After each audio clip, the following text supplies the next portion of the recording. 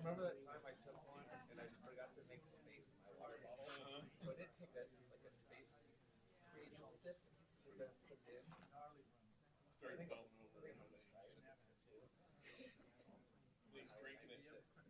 Like this stuff and then all of a sudden it starts.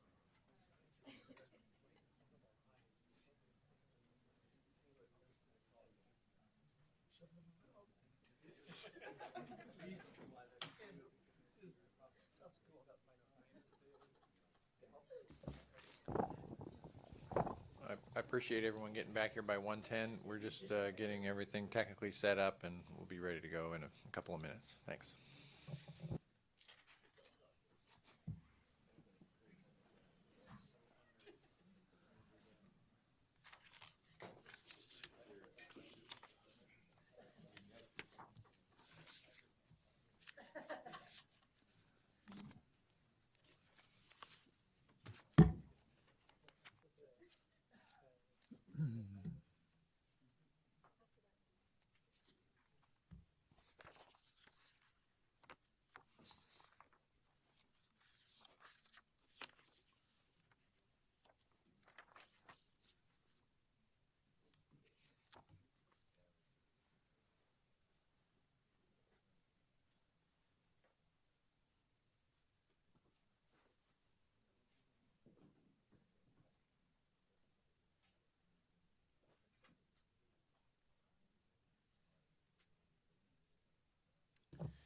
All right, thank you. We're reconvening the hearing. I'm Vice Chair Steve Moore, hearing officer. And next on our list, we'll invite cross-examination of our witness, Mr. Kramer. First, I would like to invite the Division of Water Rights prosecution team to do cross-examination. Yes, someone's at the stand. Good morning, good afternoon. Yes. Hearing Officer Moore. I'm Chris Schutz of the California Sport Fishing Protection Alliance. Wanted to let you know that we're present today, and I misread the hearing notice this morning and showed up promptly at 10 o'clock at the State Water Board. But I'm here and prepared to proceed in the proceeding. Thank you. Okay, great. Welcome, and you'll have an opportunity to cross-examine before too long. So please hold tight. Thank you, Mr. Schutz and Mr. Petrozelli. Thank you.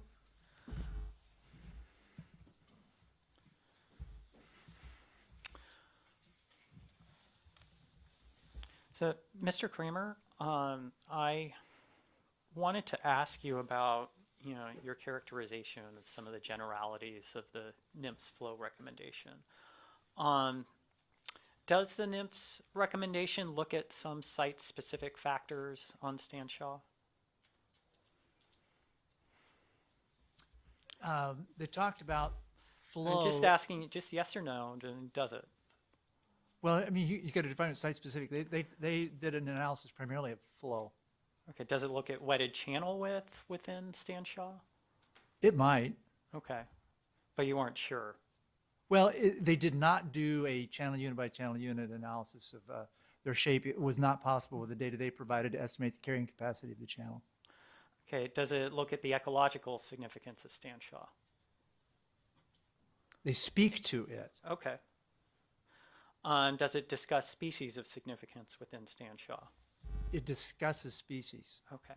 Does it evaluate the importance of connectivity within Stanshaw? Evaluate, no. I think it discusses it. Okay. So terminology, just want to be fair, they talk about it and they Okay. make some assumptions, Okay. but they did not present data to establish a bunch of things about Okay. connectivity. Does it discuss forest cover? I don't recall. Okay.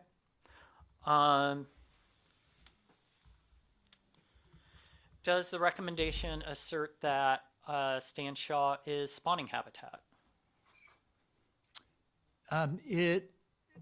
No, my recollection is that they did not, except that it was spawning habitat for coho salmon.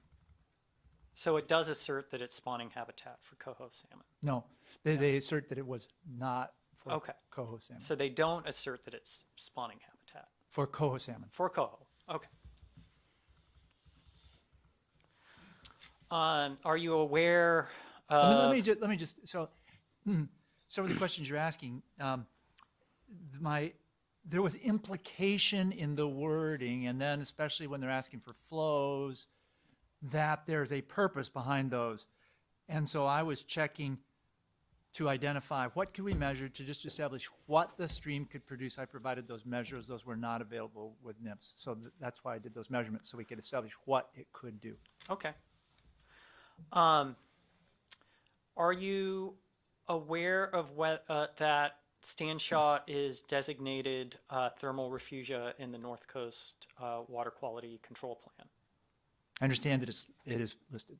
Okay, do you understand that there's a regulatory process to put it in there? I don't know the nature of the regulatory process. Okay. Are you, but do you have a general, awareness or understanding of what's in the basin plan as it pertains to thermal refugia? I understand that there is a listing of thermal refuges and Okay. that it is among them. Okay.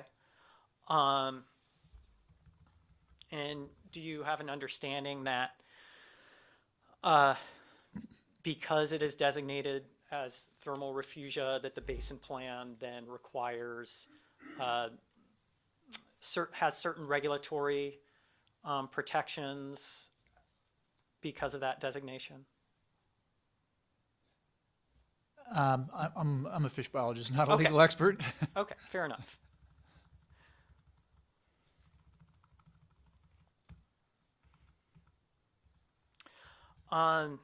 So in the information that you reviewed in preparing your report, were there any references to fish up in the diversion ditch? Yes, So there were. So fish actually in the diversion ditch. yes. Were there references to fish up in the ranch pond? And I mean the pond at the ranch, not the pond. Oh, I saw the one that referenced fish in the ranch pond. Okay, I also know that there was fish planted in the ranch pond. okay. Do you know which were which? No. Okay. All right. In both of your reports,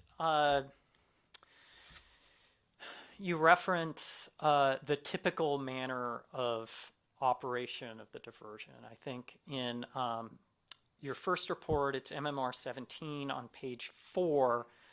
You state these past diversions were made while water diversions at Marble Mountain Ranch were being operated in their typical manner. Is that correct? Yes. Okay. Would you characterize the typical manner of Marble Mountain's diversion operation as how they've operated since roughly spring 2015? Roughly would be a reasonable kind of statement. I don't know exactly what modifications have been made exactly when. So it would be when they were continuing to make diversions during the summer through some portion of the summer to do hydro. So you would characterize their typical manner of operation as hydropower diversion throughout the summer?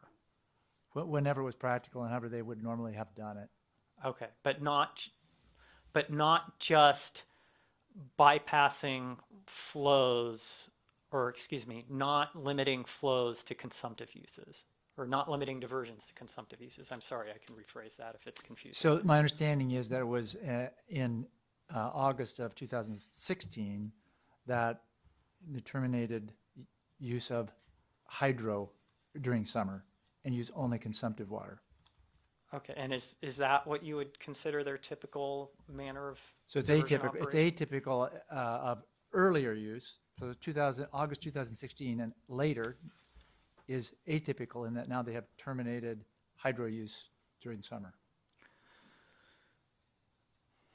So what you describe as their typical manner of diversion operation would be only diverting for consumptive demands since August 2016.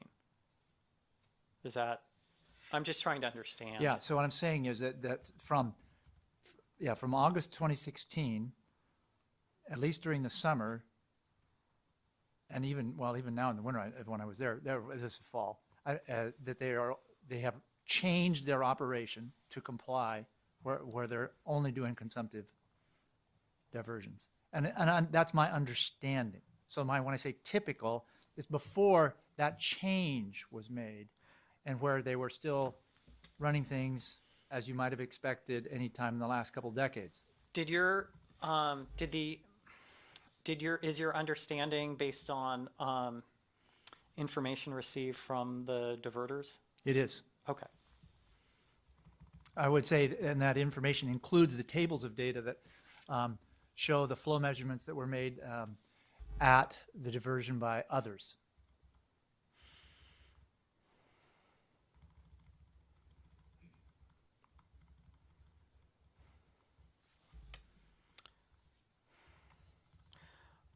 Would you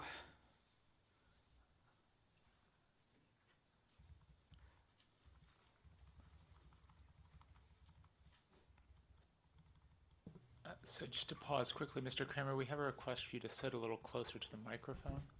Apparently it's hard to hear you on the webcast.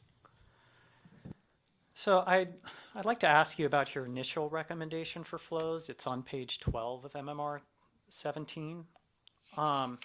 And in that recommendation for low flow periods, which you define as under 5 CFS, you recommend limiting diversions to 10% of flow with a 2 CFS minimum. Is that correct?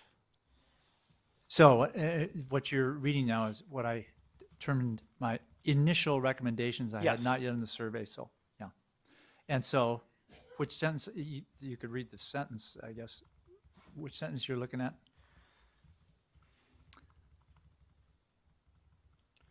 I know it's on page 12. I don't have the exact sentence handy.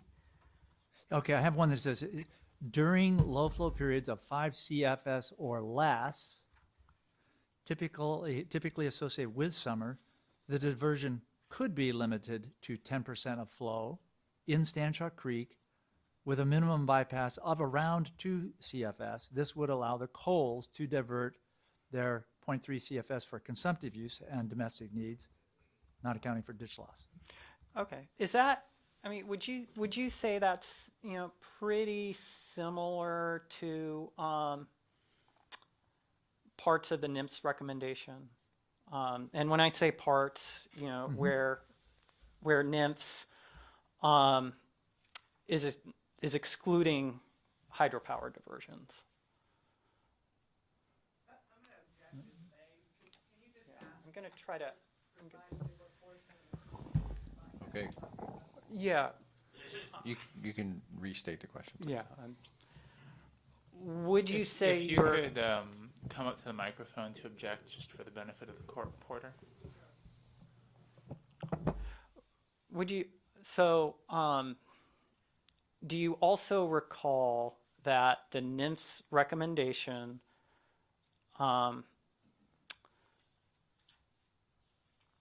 has a 2 CFS minimum bypass at the point of diversion and only allows for hydropower diversion when flows are more than 2 CFS and requires a 10% bypass. Is that? My understanding was that they required the 10% bypass year round. Yes. Okay.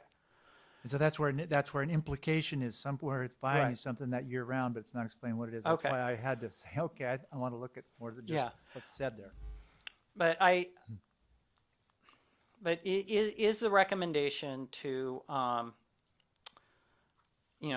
limit diversions to 10% during, when hydropower, is the recommendation to bypass 2 CFS and limit diversions to 10%, is that similar to your low flow recommendation? Well, at that time, it was, but no, I have, you see, now there's further data has been Okay. submitted as part of the record, and so there's additional, I got the survey and a whole bunch of other people submitted additional data, and I think the data suggests that that's much more than is necessary, and so a lower flow, there's evidence suggests lower flow, it does fine. Okay. So, and I'd like to ask you about your supplemental testimony. You indicate you surveyed Stanshaw on October 2nd and 3rd? Correct. Okay. Have you conducted other surveys at Stanshaw? I have not. Okay. So this was your only on-site survey? Correct. Of Stanshaw? Okay. And I think it's on page 2, you indicate evaluating the stream in areas where woody vegetation and stream complexity did not infringe upon the observer's ability to see the stream. Yes. Okay, so were you able to evaluate the entire stream because of those visibility limitations?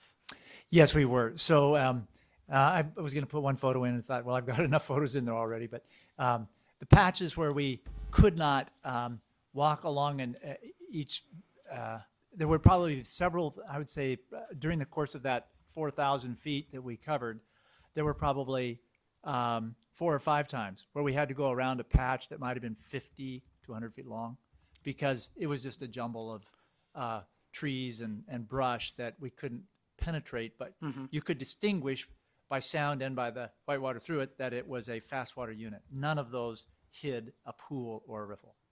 So we were able to see basically what was going on under there, but we couldn't get in and measure depths and widths and stuff because Okay. it was just too tangled. Okay. So it was a small portion, but it was Okay. definitely several times. Did you take any temperature measurements? We did. It was about 10 degrees. I've forgotten if it was the afternoon or we were there for several hours. So we had one at 10 degrees, one at 11. Are those in your report? Well, I thought they were. They're certainly on my data sheets, and I would have to look to see if they did or did not get in there somewhere. But 10 and 11 degrees were the two temperatures that we recorded during the course of our survey. So you don't recall exactly where they are in your report? I do not. Okay. If you do a search real quick to see if you find it. I did a search. I couldn't find any, but I do have it. I have the raw data sheets, and those do have it recorded. Are on those it. entered into evidence? I don't think so. It may be, in fact, maybe it's on the table. I'd have to look around Okay. to see if it's in there somewhere. You compare some prior surveys of Stanshaw to your observations during your site visit. Is that correct?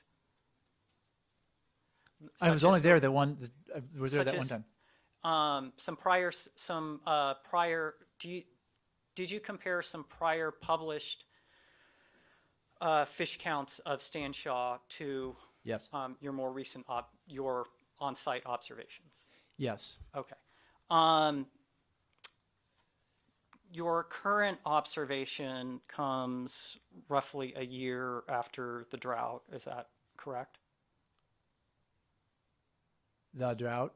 The California. There are many yeah. droughts. So The last year, but your site visit occurred a year after the end of the recent California drought. Would that be correct? it occurred this October. Okay. All right. So, yeah, you have droughts frequently. So Yeah. in the course of my years working in California, we've been through several. But I'm referring to our most recent Yeah. drought. Yeah. Would the cohort you observed in your visit be one that would have been impacted by recent drought? It could have been. Far more impactful than drought on the Coho is the ocean survival. And so we can have drought years, but fairly good returns. They don't always correspond with drought years. So we don't have data. I did not have data to correspond what the spawning escapement was. It produced juveniles that should have showed up this year. So I can't really speak to what it would be. Other streams might be a good place to compare and see if they're all way down. Okay. And the published surveys you used as a comparison, were they cohorts that would not have been affected by the recent drought? They were over a period of years. So I had listed, when I made that Right. when I listed the years. So in each year, different flow, different spawner escapement each year. And the flow the flow that experienced that summer and the spawner escapement that produced those juveniles, both things that might have influence, were not measured. I didn't have the spawner escapement. All I had was the data that had the counts of fish in the pond. I also didn't have data on how they got access to the pond because I didn't have pictures of those years. So there's just numbers of fish in the pond, and there's a year. But you didn't look at the cohorts in these earlier surveys, whether they would have been impacted by the drought. The drought, well, if they came before what's the drought, then they were not impacted. The drought from, I think it was roughly, 2012 until 2016? Is that? But the years that had good numbers of fish, so you definitely had drought before then as well. But there was I listed the years that Okay. had the fish. And obviously the fish could get into the pond. Obviously the flows into the pond were affected by the diversions from the operation of Marble Mountain Ranch in the way that you're saying is harmful. And now that there's not those diversions, there's very few fish, and there's physical impediments, man-made, put there that now prevent fish from getting there so easily. So those are the circumstances that we can see.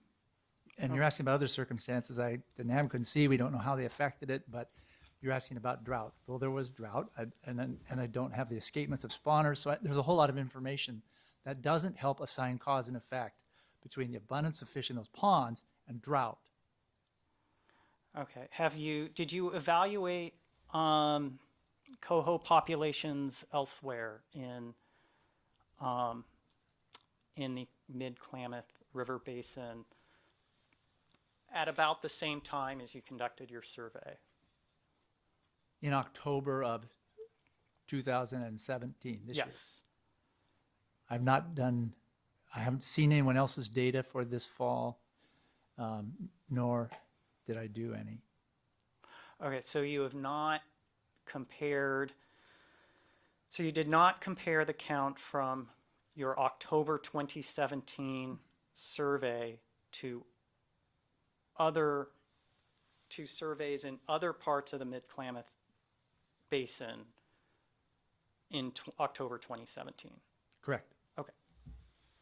So you wouldn't know, for instance, whether coho populations are low throughout the basin. In 2017, no. Okay.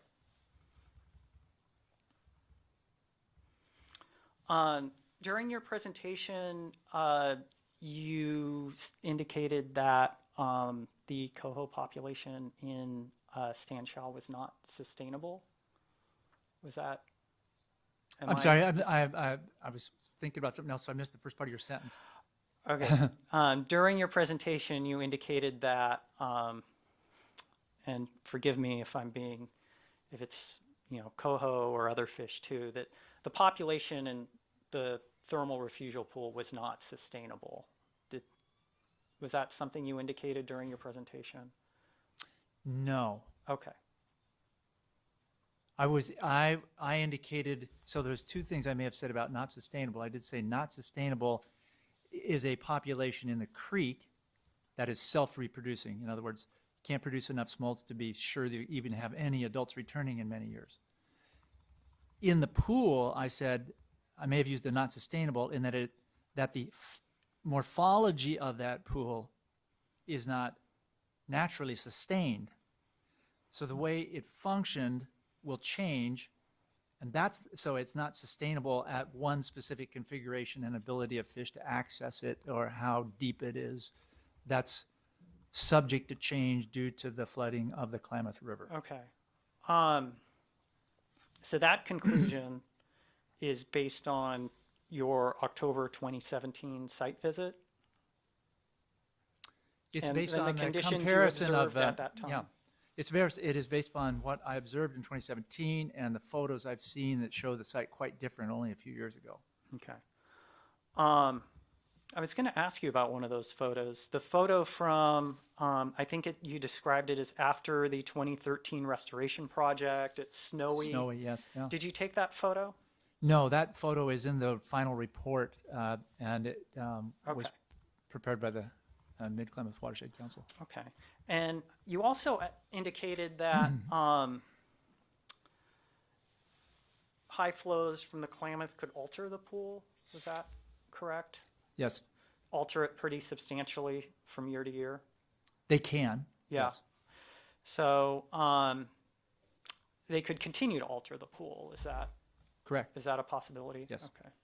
They could alter it for the worst. Correct. They could alter it for the better. Correct. They could keep it the same, roughly. You would not stay the same. Okay. But they would continue to change it. Yes. Okay.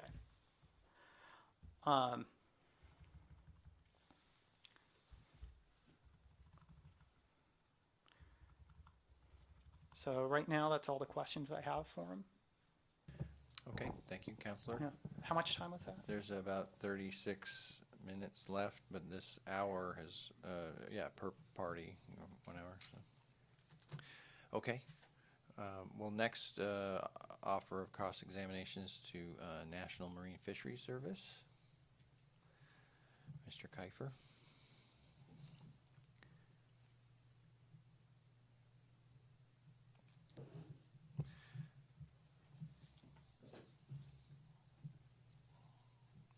And after Mr. Kiefer, there'll be opportunity for Department of Fish and Wildlife. There we go. Hello, Mr. Kramer. My name is Chris Kiefer. I'm an attorney with the National Oceanic and Atmospheric Administration. Just have a couple very quick questions for you. On cross-examination, in answer to one of Mr. Petrozelli's questions, you said that there were things in the letter, the NIMS recommendation letter, that implicated or tended to imply that spawning habitat was a concern. Do you remember that answer? Yes, I do. Okay. Can you identify the wording in that letter that Well, so what made I was that implication? Yeah, I can tell you what I was thinking about when I made that. So when it said, and I read back what I had responded to, I said because it asked for winter only 10% reduction. It wasn't just during the period when the pond was in use. Then it said it wanted no more than 10% all season long. That implied somebody was assuming some value of the stream or something somewhere that had to be protected. And so that's why I wanted to cover spawning in the stream. I wasn't clear what it was, but there was a recommendation to limit diversion during that whole winter season. The letter in question is Marble Mountain Ranch Exhibit number 9. Can we pull that up and show it to the witness? Yes. We'll just take a second. If we can go to the second page of that letter.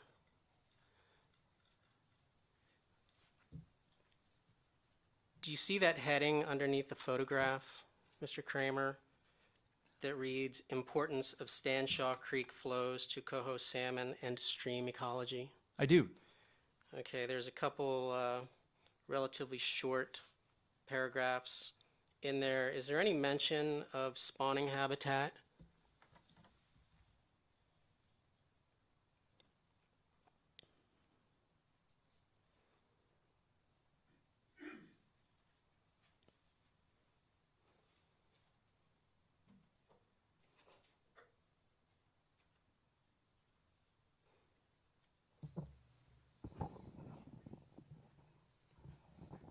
In that particular paragraph, there's not. I don't want to take up too much of the board's time. If I were to submit to you that there's no discussion of spawning habitat anywhere in the letter, would you accept that characterization, Mr. Kramer?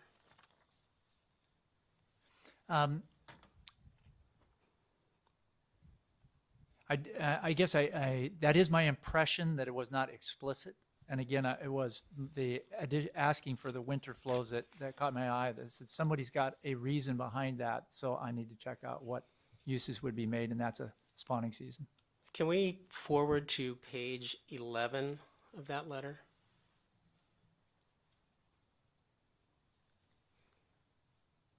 Just below figure 7. Do you see that first sentence under figure 7, Mr. Kramer? I do. Can you read that out loud for us, just that first sentence? In summary, Stanshaw Creek flow, low flow periods. I'm sorry, this is a bit. In summary, Stanshaw Creek low flows provide critical cold water to the Klamath River and access to cold water, off-channel refugia, and food supply during low flow months. Would that summary sentence that encapsulates concerns in the letter implicate to any reasonable reader that spawning habitat was a concern? It would not. I think this statement is accurate. I concur with it. So would it be reasonable to conclude that the NMF's recommendations in this letter have nothing to do with spawning habitat? Again, I'll just go back to the same thing. For no reason at all, while this says during summer low flow, it later says 10% year-round. I'm simply saying I wanted to find out what's going on year-round. I need to talk about fish functions that are used year-round to find out if there's reason why you wanted to have it at other times of the year. Spawning happens in the winter. Is thermal refugia a year-round concern? Thermal refugia is a summer concern. So it addresses summer concern and then recommends 10% reduction, no more than 10% year-round. So those two are not congruent with one another. No more questions. Okay, thank you, Mr. Kiefer. Next, opportunity for California Department of Fish and Wildlife to cross-examine. Okay, thank you. Next, the Karuk tribe, if you have any questions for cross-examination.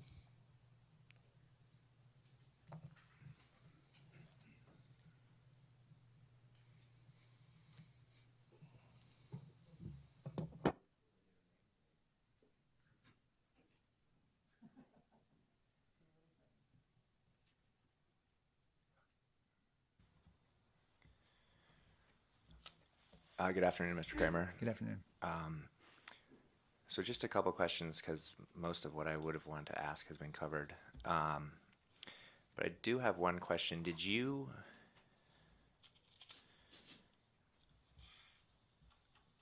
consider whether to undertake modeling the rearing capacity of the pool for coho?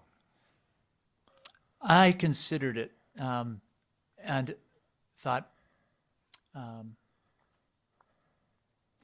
that is much less well substantiated.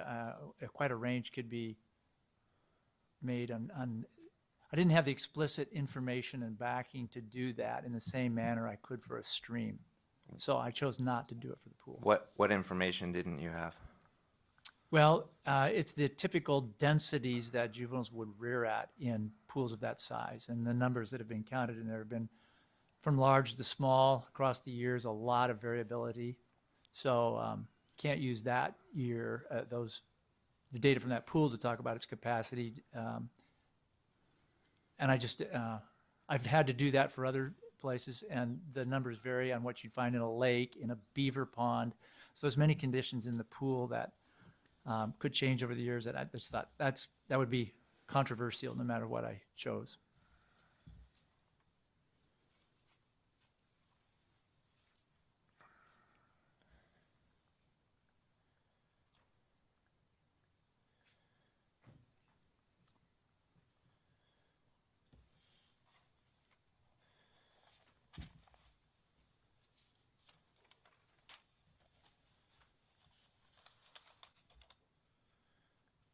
Sorry, I'm just trying to formulate anything else I want to ask.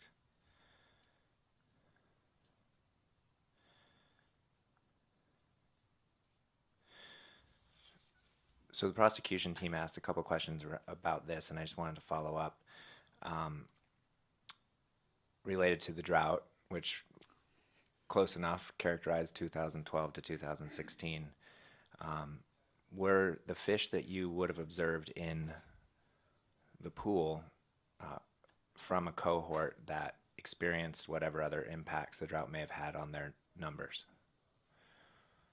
Well, so they're 3-year coho are 3-year-old fish. So they would have, what you'd find in 2017 should have been and these are juveniles, so they would have been progeny of the spawning that occurred in winter 2016. So if there's a drought in 2016, those adults that came back in 2016, 3 years back from that would be 2013. They would have been, so you can extend it down. There's life cycles that intersected the drought. So there's 2 years, there's 2 times during this fish's, impacts on this particular Yes. fish's life history that were during drought periods. That's correct. Did you make any attempt to evaluate the impacts that those conditions may have had on the value of the, or not of the value, but on the numbers of fish that you may have observed? Well, attempts is failed attempts. There was no data available for what as I said, I think the best way to look at that is what you found in other streams this year. What kind of abundance we have of coho juveniles this year elsewhere. And nobody had reported that data where I could get it. As far as Stanshot Creek goes, the pond, and in fact, all of the midwater ones, I find basically no data after about 2012. So I can't, they've got reporting. I did consult the reports by the tribes on their evaluation of the mid-Klamath and lower Klamath, and I didn't find numbers for their observations in refugia after about 2012. Found the one study that had them in 2014. There was a small number, but comparable data were not readily available after 2012. Were the numbers in 2014 at least partially potentially impacted by drought conditions? Those would be 2014 juveniles in the summer would be the offspring of the spawning that came in the fall of 2013. Now that's a drought, but the 2013 spawners were the offspring of 2010 spawners, so they reared in 2011 when was not the drought. So there would be, it's just real variable on drought effects. And remember that when you're talking about fish in the pond, the big issue here with the flow was not about the capacity of the pond, it was about access to the pond, which is independent of whether it's drought or not. Is there a channel of water that gets them to the pond?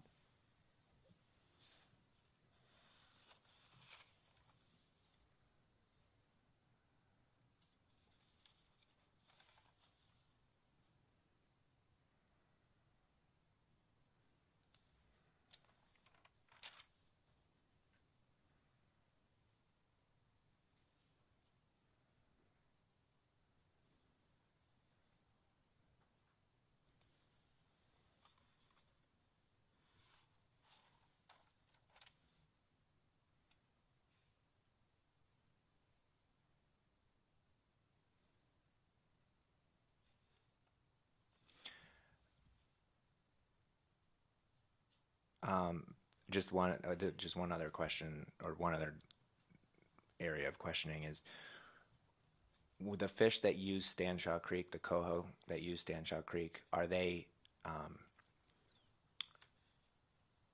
native fish? Well, let me, so they, I don't know whether they were hatchery or wild. Because the ones that we observed and the ones that others observed, I believe, are observed at distance by a snorkeler, and it's hard to observe fin clips. I think the question you're asking is about whether they were produced in Stanshaw Creek or not. And if that's the question you're asking, then there's no evidence at all that they've been produced in Stanshaw Creek, and I found no reports of anyone that there has ever been spawning of coho observed in Stanshaw Creek. So the correct term for discussing whether a fish is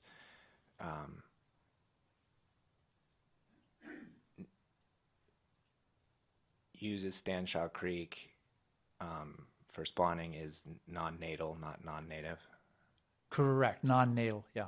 Yeah, they weren't born there, but they migrate into the creek from Klamath. And does the Stanshaw Creek pool provide, Yes. and Stanshaw Creek itself provide useful, beneficial habitat for fish, whether they spawn there or not? It has, yes, in some years, yes, it does. Thank you.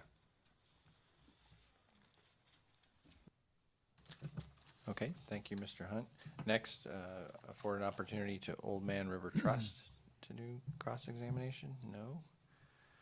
Klamath Riverkeeper, who I don't think is here. And Sea Spa, would you like to ask any questions of the witness? Please come forward.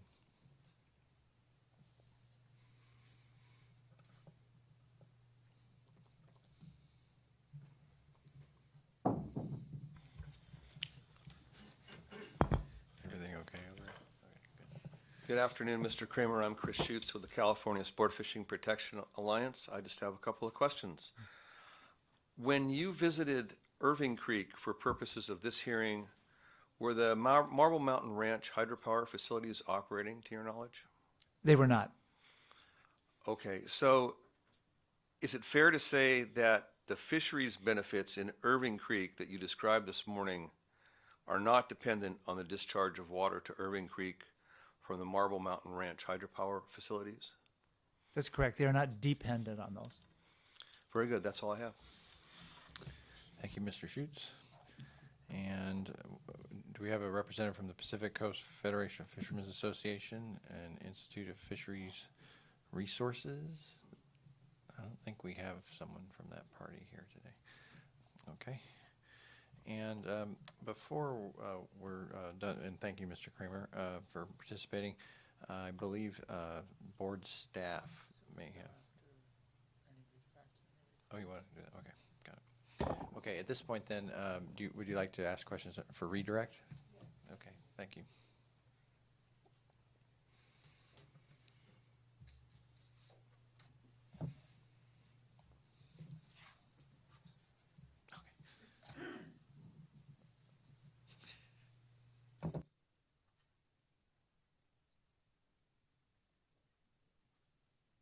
Right.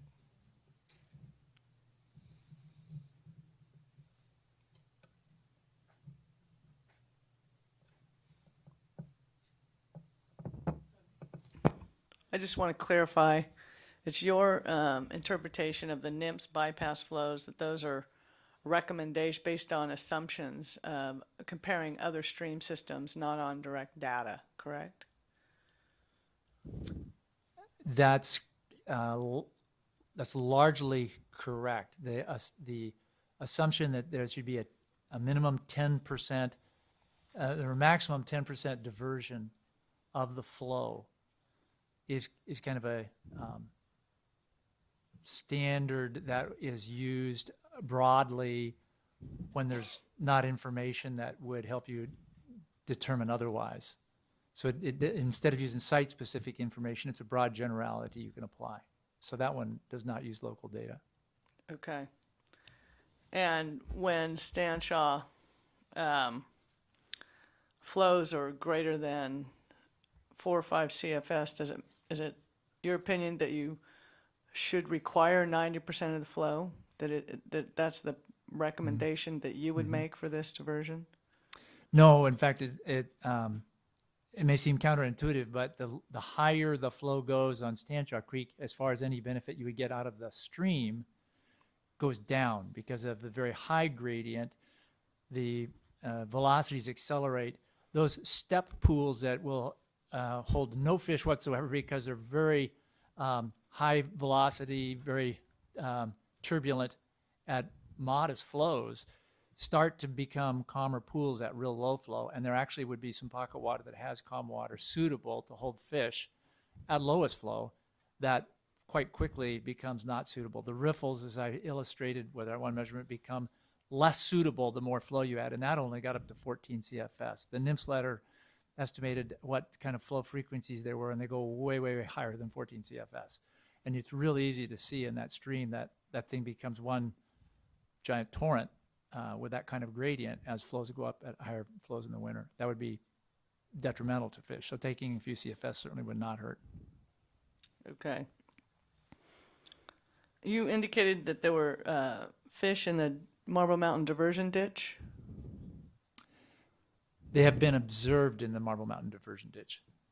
Do you have any opinion as to where they come from?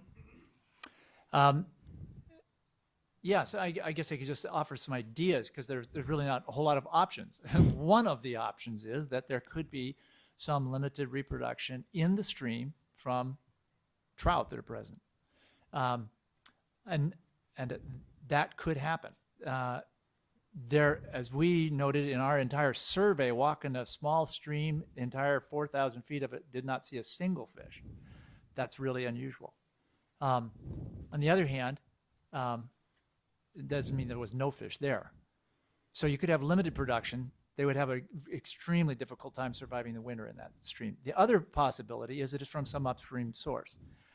I didn't survey the rest of the stream. I asked the question of Doug Cole. He said higher up there are some meadows and some channels in the meadows that are slow flowing and may have fish in them. And he thought perhaps they were even stocked. I didn't check that out, so I don't know what could be upstream, but upstream sources certainly do provide fish to downstream places. So that could be a source, but I haven't confirmed whether that's possible or not. The source is not from the thermal refuge pool. Definitely not from the thermal refuge pool. They could not have obtained access up that far. Okay. You noted in your report fish counts prior to 2016, correct? Yes, I saw. I reported some fish counts prior to 2016. In the Stanshaw off-stream pond, correct? Yes. And do you recall generally what years that you noted that data? I do, because I made a little table for my notes here.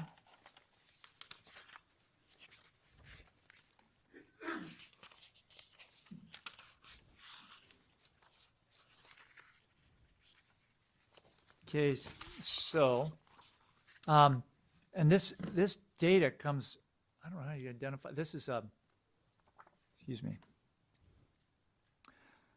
I don't see a numbering on this sheet, but it was one of the exhibits apparently. It says, data collected by Six Rivers National Forest, Orleans Ranger District, Klamath National Forest, Happy Camp Ranger District, Karuk Tribe of California.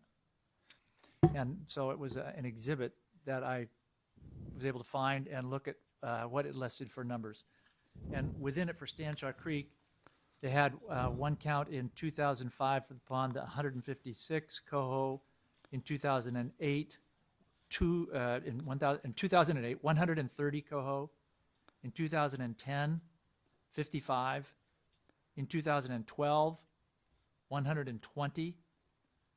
Winter of 2014, 105.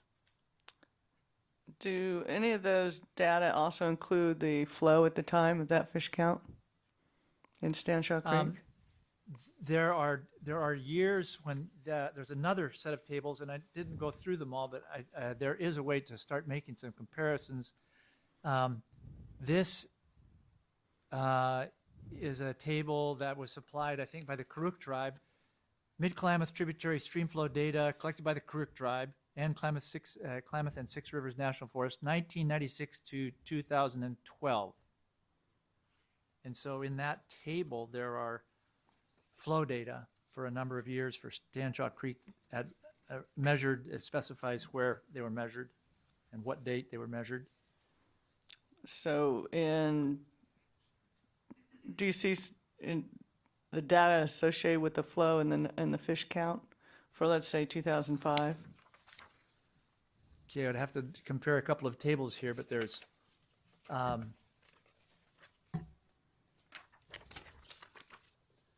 okay, so let me just look for 2005. 156 coho were observed on September 12th, 2005. This shows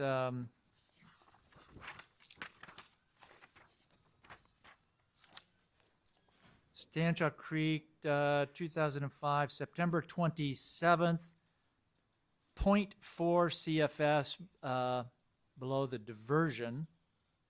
It goes 100 feet above Highway 96.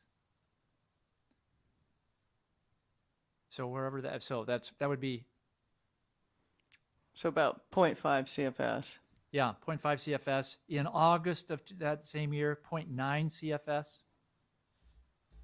at the right above 100 feet above Highway 96.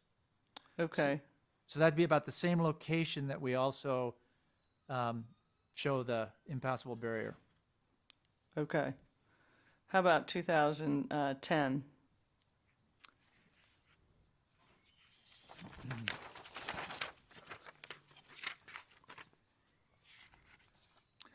In 2010, okay, this shows in 2010, those 55 coho on July 20th. Okay, here's July 20, oh, that's 2009. July 13th, 2010. Directly in Stanshaw Creek below the diversion by the highway. I think that there was I think in the video it showed a channel that was above the highway that doesn't use that. I'm not familiar with that one. But it's not used. So I think they're just talking, there's some location right by the highway, above the highway. On July 13th, 2.4 CFS. August 2nd, 2.1, August 5th, 2.0, August 18th, 1.1, August 26th, 0.4.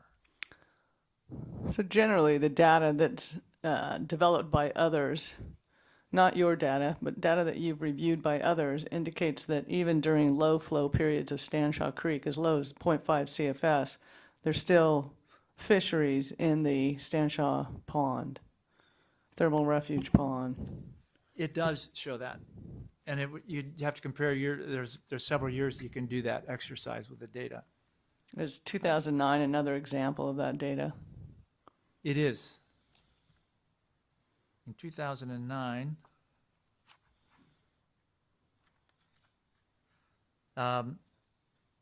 okay, so in 2009 it doesn't show any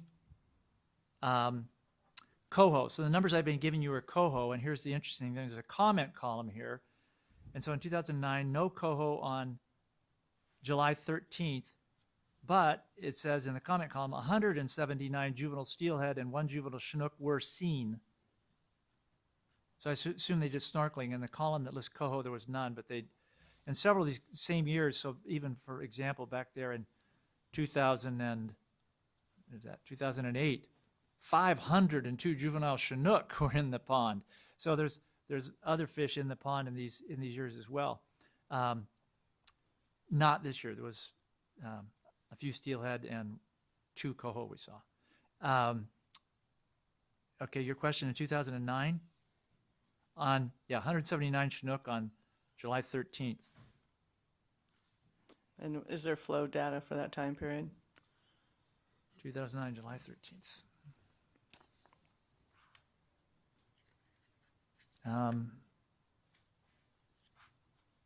2009, July 28th, 1/10 of a CFS, 22 feet below diversion. July 28th, 60 feet above diversion, 1.9 CFS. So there was above and below diversion that day. It would be one of those where it was up at the upper part. Then on July 1st, below diversion near Highway 96. So this would be way downstream then. 0.5 CFS. And again on August 3rd, 0.3 CFS, 100 yards above highway. Okay.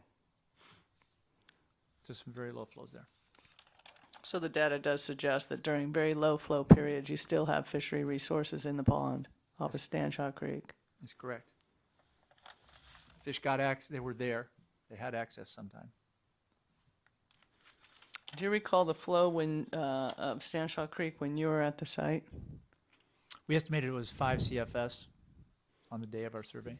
So before we move on, if you could just, when you're done, if you could provide a copy of those charts to staff. It sounds like they're both exhibits. It sounds like KT6 and KT9, but we'll just want to make sure we're cross-referencing the same thing. Thank you so much.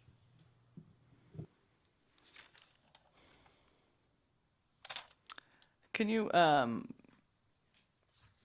indicate what benefit, if any, there would be to return the 3 CFS hydropower flow from Stanshaw back into, well, from originally diverted from Stanshaw back to Stanshaw versus going to Irving? That was something I wanted to estimate, and I would have to say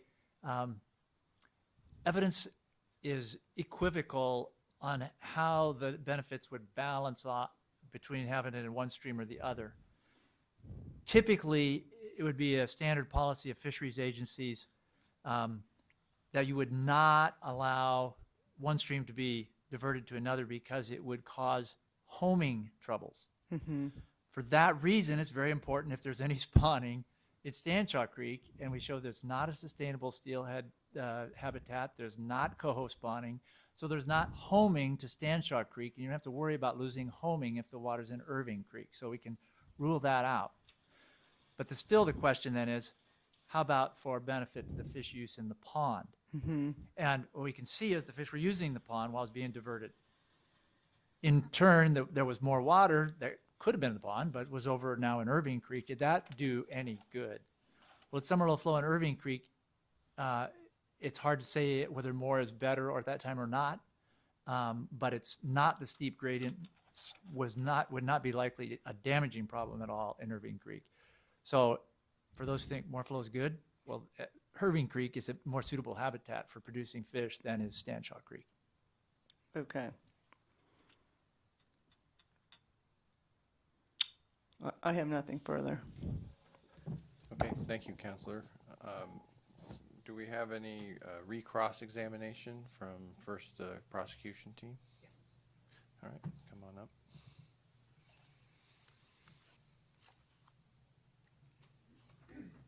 Yeah. As a reminder, recross is limited to the scope of redirect.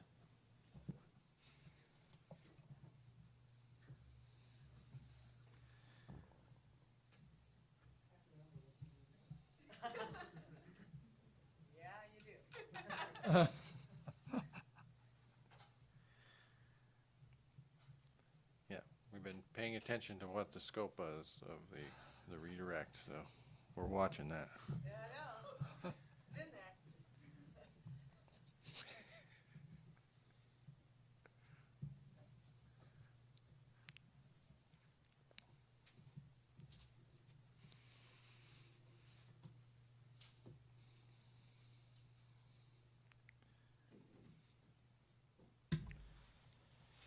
So, Mr. Kramer, I wanted to ask you about some of the refuge habitat benefits over summer, and in particular in your conclusion, in your second report, number 21, I think it's conclusion 1, you acknowledge that the floodplain pool fed by Stanshaw Creek near the confluence with the Klamath River provides refuge habitat during summer and winter for juvenile salmonids. Is that correct? Correct. Okay. And then in that conclusion, and then I think it's conclusion, so you do agree, you do acknowledge that the refuge has habitat both in summer and winter. Yes, I Okay. do. And then I think it's conclusion 2, you also indicate that, do you then agree with nymphs that the key months when juvenile salmonids seek access is spring in May and June, and then again in fall and winter? Yes. Okay. And it's fall and winter when, as you describe it, stream flows rise in response to rainfalls. Yes. Okay. So it does have, so it has value in the spring Yes. and then value fall and winter. It has value in both those periods. Okay.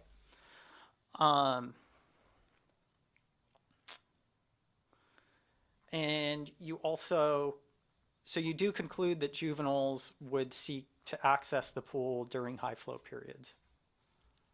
Yes, that would occur. Okay. And then also in conclusion 2, you indicate that access to the floodplain pool should be possible at flows between 2 to 3 CFS or more. Okay, so I'm glad you asked that because I never did go back to read. That's in my first report, not my second. I don't see. Oh, yes, access to floodplain pond should be possible. It flows 2 to 3. Okay, so I needed to correct it because I had written that before I had gone back and analyzed. Not only so I had to submit this report before I finished it. You may find out that there's some data presented there with no discussion of it. The 2 to 3 CFS was my initial thinking based upon comments of others. That was and in the first report I introduced, it said everybody seems to be agreeing on about 2 to 3 CFS, and I had some numbers something like that. However, after reviewing the photos that I later saw of the pond reconfigured, looking at seeing that the pond's been substantially modified since that enhancement. Something is causing big change in the pond that we can't control. So choosing a 2 to 3 CFS, it was circumstantial, dependent on the configuration of the pond. We got 5 CFS now, and it's not even close to being accessible until you remove all those rock berms. So the amount of required is circumstantial. If it was naturally configured without a bunch of people trying to build it up so it would be deeper, it would likely have a more defined outlet, I think. So, and that's the best we can do because we don't have that data and those pictures to identify that. So is that why you then have this qualifier after that first clause in the first sentence of conclusion 2, where you say if people if people are if people are prevented from building rock berms, that passage in and out of the pond? And Correct. That would change the configuration. You know, there's been a request to have people change their diversion so fish could get in, and then people promoting those have also built rock berms that prevent the fish from getting there. So I was just going to ask, did you intend, because it looks like there's a word missing. There might be. Did you intend to say if people are prevented from building rock berms that, and this is where it looks like, did you intend to say prevent passage of fish in and out of the pond? Okay, which report are we on? So it's conclusion 2, page 22. Okay, Could we put thank that you. on the screen? It's MMR 21. It's page 22. No, okay, no, I didn't say it's stated correctly. Only 2 to 3 CFS could work under some circumstances, but those circumstances would require that the rock berms not be there. No, but I'm okay. And that's great. So it just looks like there's a word missing in the second clause of that first sentence in conclusion 2.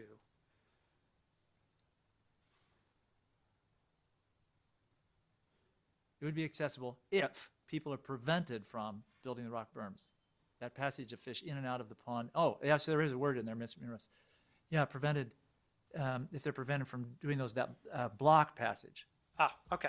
The block passage of fish. Thank you. Now we figured out. Sorry about That's what I was trying to figure Okay. out. Okay, thank you. That's all the questions I have. Well, good. So, Ms. Brenner, you didn't come up to do anything but to read. Right. Okay. Good. I'm with you. So, very good. Now, at this point, I was made aware that staff might have some questions. Well, oh, that's right. Is there anybody else who wants to do recross? Okay. Old Man River Trust. That means NIMFs and DFW don't want to recross? Okay. And Karuk Tribe, no recross? Okay. Mr. Fisher? You said, essentially, correct me if I'm wrong, that given that there were fish in the pool when the flows were 1 CFS, that's an indication that 1 CFS is enough? For water quality, the fish were alive. How about fish habitat in general? I covered the fish habitat. We measured it at 5 CFS. And the limiting factor then was high velocity. We didn't measure it at 1 CFS, but much of the high velocity habitat would have become more desirable at 1 because there's a lot of carved out pockets that are very fast as it plunges as a step pool kind of a You said formation. there were fish in the pool at a time when the flows were low. I don't recall the exact amount. And your response to her was essentially that means that was adequate for fish habitat. Is that essentially in what the you're saying? pond. In the pond, yes, correct. It was, yes, it was adequate for the fish to survive the pond. Okay. Are you aware that the fish come in when the flows are higher? Very much. Okay. Are you aware that when the flows are low, they cannot get out? That was my point. What do you mean that was your My point throughout was that there's rock berms all over to prevent them No, from no, going no. in or out. out of the pool? Out of the pool. They The cannot rock go berms out. don't block the pool from the river. The Yes, rock they do. berms guide. I live there. The Good. rock berms guide the creek to the pool, and then they can't get out. The only way a fish can get out of that pool is to go upstream, back up to the point, and go back down through the water's flowing through the berms. I showed the picture. I inspected that whole berm blocking the way out. There was no overflow. It's flowing through the pores in the rocks out of the Okay. pond. For clarification for the board, the creek goes into the pool, and then the creek leaves the pool. So Sustain. that's fine. Okay, so you acknowledge the fish get in the pool, and then can get trapped when flows are low. Correct.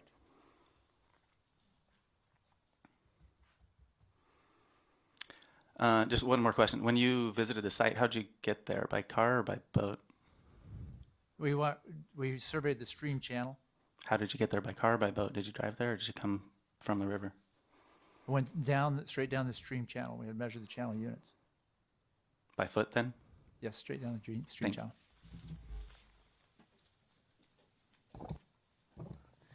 Any other recross? C-SPA? Mr. Schutz?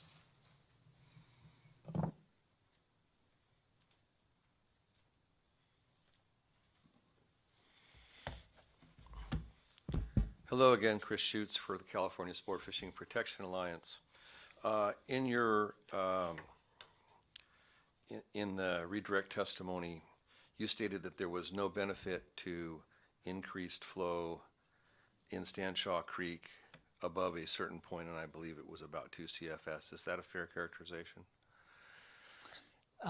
No, I didn't pick a number. I said at 5 CFS, probably less would be better, but Okay, the that's fine. determination of the exact number we didn't come up with. Fair enough. You said 5 would be too much. But you were speaking about fish that were in the creek as opposed to the pool. Is that correct? Correct. Okay. So wouldn't the benefit of increased flow of fish, of water into the pool depend on the configuration at that time of the creek in relation to the pool?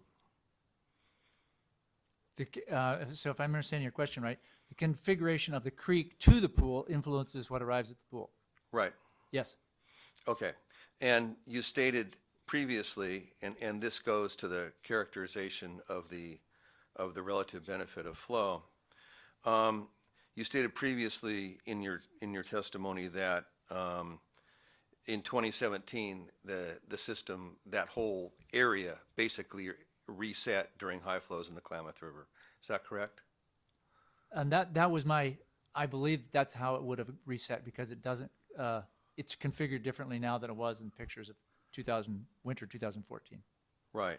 And isn't it fair to think that that the existing configuration, regardless of the human manipulation, is going to change over time, and that what happened because of a very high flow in 2017 may not have that what happened in a very high flow in 2017 may not last into the next year or the year after that or the one after that?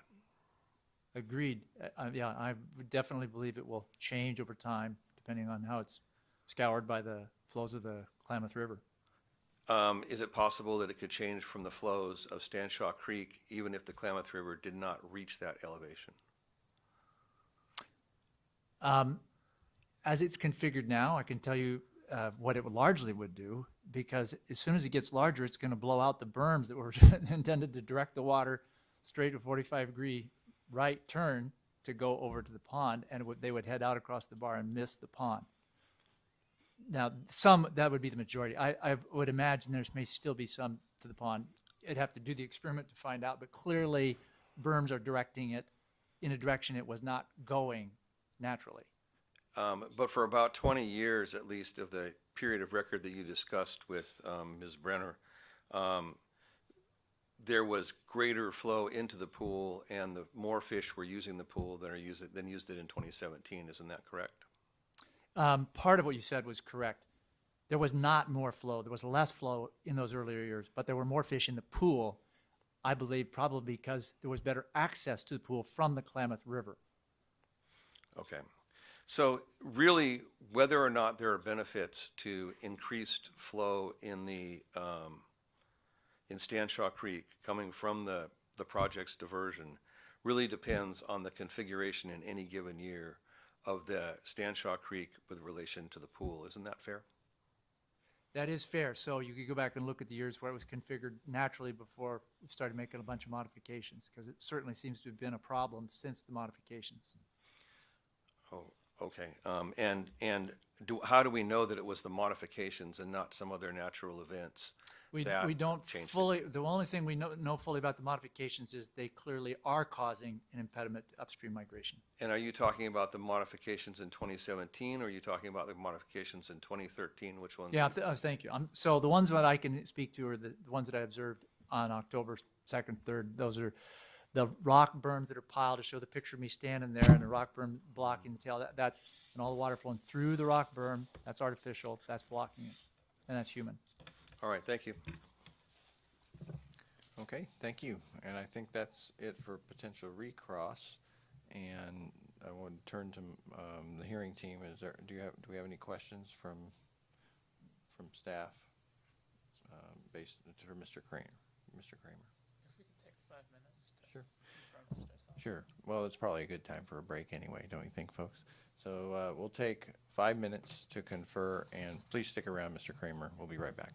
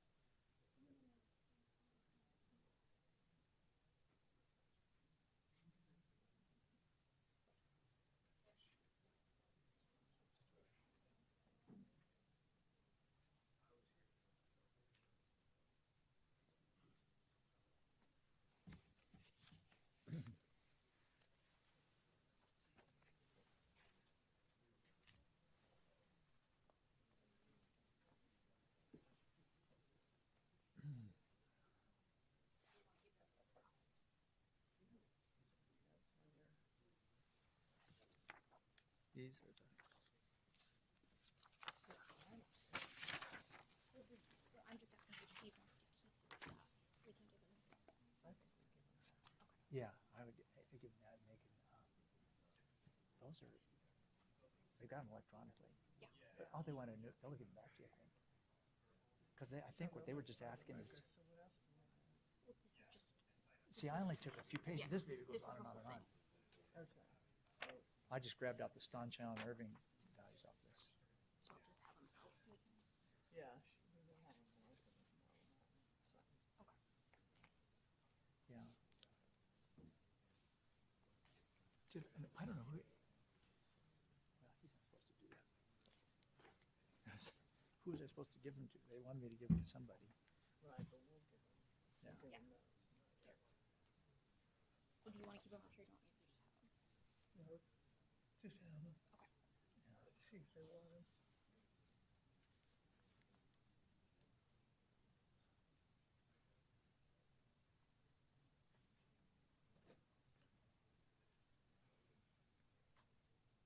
Yeah. The more often you hear people say something wrong, and you try and figure out a different way to say it. It's helpful to figure out how you should say it, so they go, "I get it." Yeah.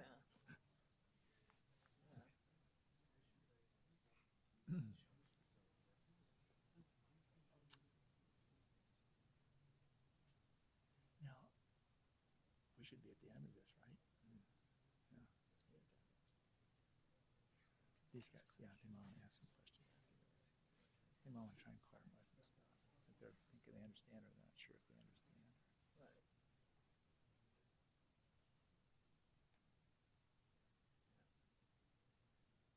Yeah. Yeah. And the PowerPoint, is that, that's evidence that they put a name, a number on that eventually or something? You do that at the end?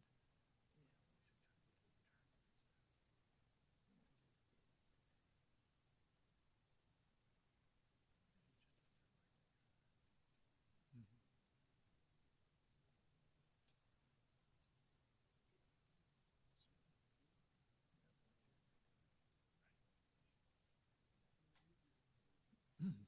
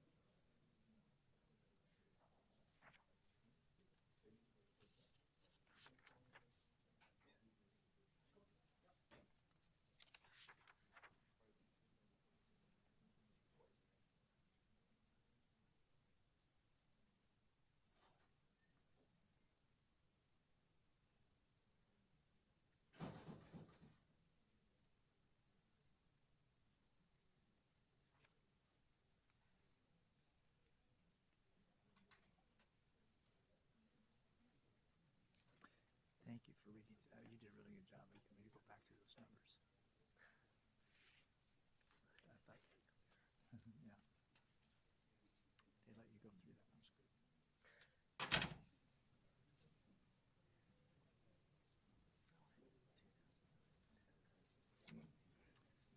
Yeah, so there's, I wish I'd have done a table, so you get all these numbers, and then that's all you got afterwards, 10 and 5. And they bring up a point, you could find a lot of reasons. All right, thank you. Thank you for your patience with us there. At this time, Mr. Kramer, I'd like to turn it over. Oh yeah, take your time. Okay, we're good. Thank you, Peter. All right, at this time, I'd like to turn the microphone over to Ms. Ruby. Has a couple of technical questions for you, Mr. Kramer. Thank you. Hi. Hi. Given that you observed fish in the pool during 2017 and you observed the rock berm that blocked their passage out from the pool, could you explain how you would expect that those fish entered the pool? Yes, it's a good question because it seems to be a lot of misunderstanding how that works. So, and I described this in my first report, and it's consistent with the way NIMS described it as well. The pond is accessible in the spring. So redistribution of fish happens in the spring as new juveniles emerge and the flows are high. Gain access to ponds, off-channel ponds.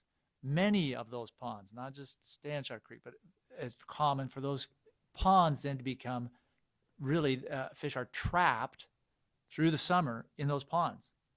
And then in the fall, as flows rise, fish can again get back out of the ponds. Additionally, in the fall, there's a whole bunch of fish that redistribute. As the flows rise, all kinds of things change and fish move around. So in the fall, you could get additional fish coming in as access reopens. So movement in happens at higher flows, different times of year. Summer, you just need enough water into that pond to sustain water quality so the fish that are in it stay alive. And the data shows, and presented in my first report, that they grew well. There's some marking of fish through there, so that there's evidence that things are okay in that. There's not evidence in every year, but where there is, it looks good. And to be clear, we're talking about the Stanshot pool, correct? Stanshot Pool Pond. Yes. So are you suggesting that flows this fall were higher at some point to allow those fish to enter? Good question. No, they could not enter in the fall. At the time I was there, what I think they were probably as high as they had been. I suppose they could have been temporarily higher. There was some rains, but I don't know what flow it would take with all those rock berms in the way to get them in there. Those fish probably were there all summer. So were spring flows high enough for them to enter, or do you? Oh yes, spring flows are far higher. So you have much higher flows out of Stanshot. You have way higher river Klamath. So the whole situation is a lot different in the spring. Okay, so that barrier was not a problem for them in the spring, Well, presumably. all I can say is likely not. Okay. I wasn't there, and we don't know for sure exactly when those fish got there. Okay. Are you aware how readily accessible the Irving pool might be to fish? Well, I think it was there was fish in it at the time I was there in October. It's a relatively shallow pool, but it had good cover with vegetation all around it, and it was only, I think, perhaps 20 feet from the edge of the river. So I think fish could have gotten into the portion of the stream that was flowing into that little pond. Okay. If spawning is possible in Irving Creek, do you think that the diversion flow from Stanshot into Irving might affect the return signal for migrating salmon returning to Irving Creek? Could they be thrown off by? Oh, no, they wouldn't be because they would detect Irving Creek. So just any tributary, think of it in reverse, any stream that they home to, they've got to navigate up a whole bunch of mixed signals to find the signal. And Irving Creek signal will only come from Irving Creek. Okay. So they'll find Irving Creek. Okay. Lastly, I just wanted to ask, in your snorkel survey, you assumed a 50% observation rate in order to get your estimate for the number of fish in the pool. And that was, and when I say assume, that I was giving you that as a just a rough off the hand. You know, the right way would be to electrofish the whole pool tag. A mark recapture would be the right way to do it, which is a long process, and you got to get a permit to handle the fish. So I'm just telling you, I think roughly doubling that is a quite reasonable assumption, but you could choose another number in that range. It's still, you'd have to blow them up a long ways to get enough to be a sustainable So population. that was based on conditions that you observed at the pool that 50% seemed reasonable. Yes. Okay. Great, thank you, Mr. Reed.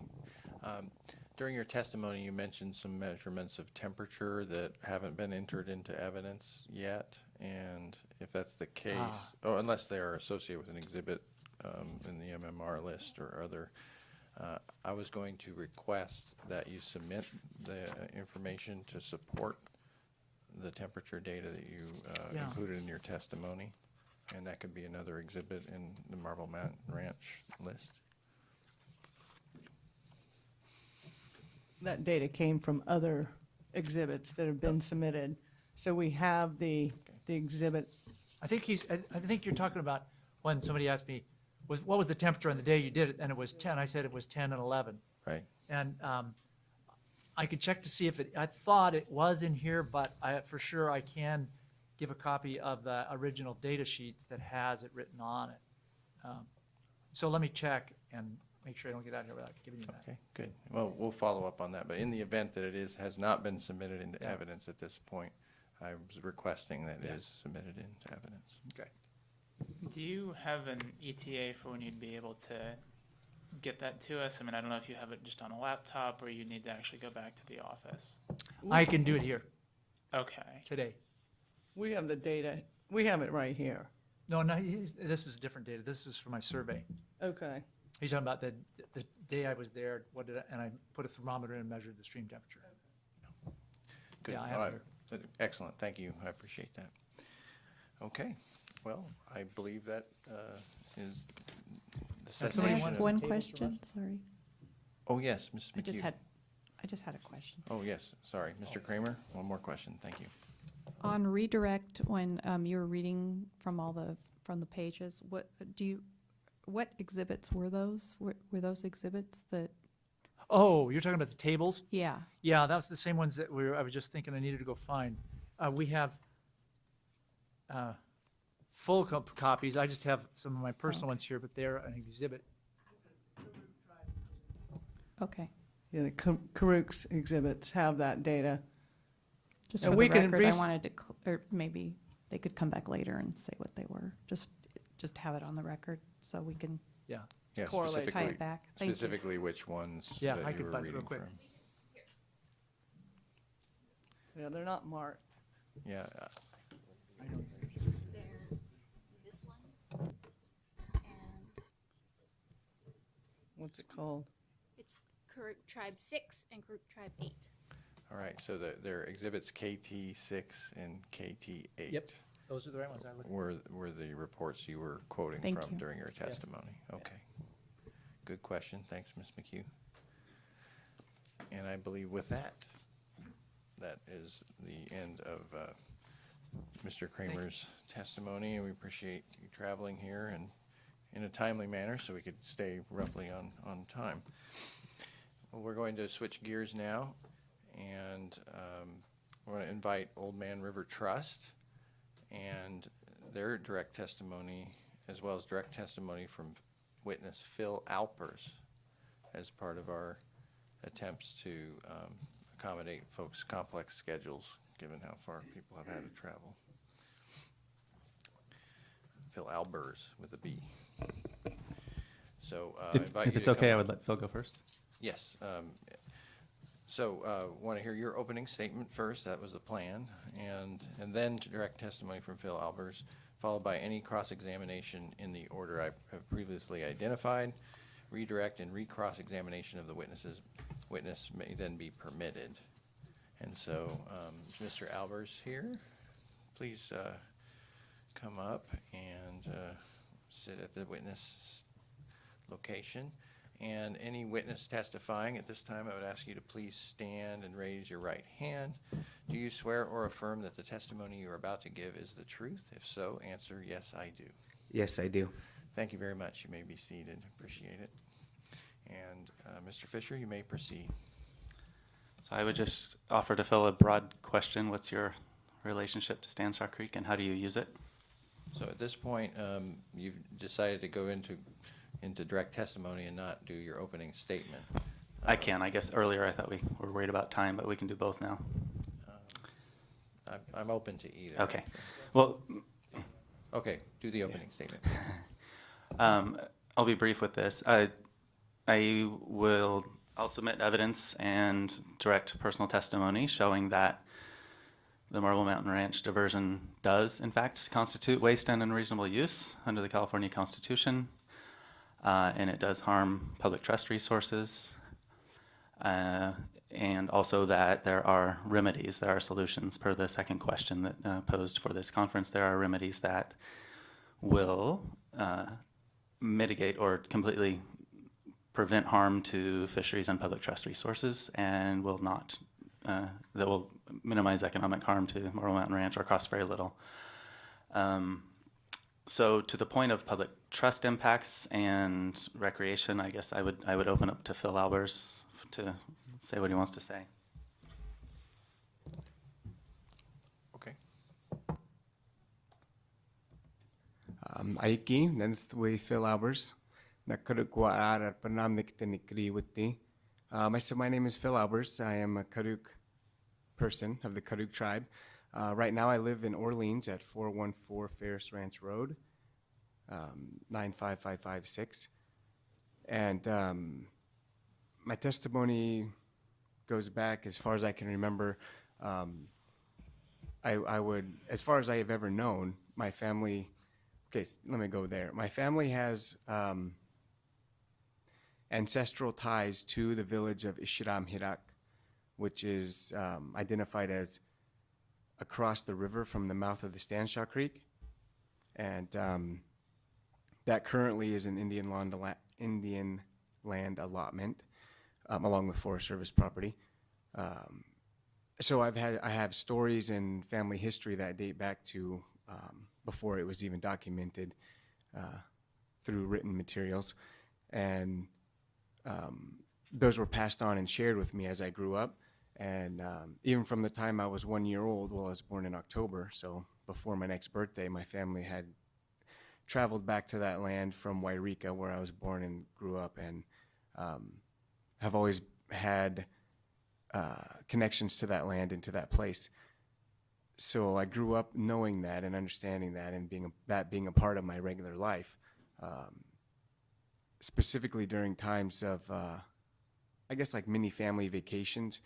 And I remember playing in that creek, all along that creek, and the pool, or near it, with my brothers, or my one brother and my two sisters and all my cousins and family, and we would spend time there. And sometimes even when we weren't able to cross the river, for the reason of sometimes in the early summer or late spring, Memorial Weekend, we would travel across there. My family has this family cemetery on the other side of the river that every year, several times throughout the year, we go and maintain and clean up and pay our respects.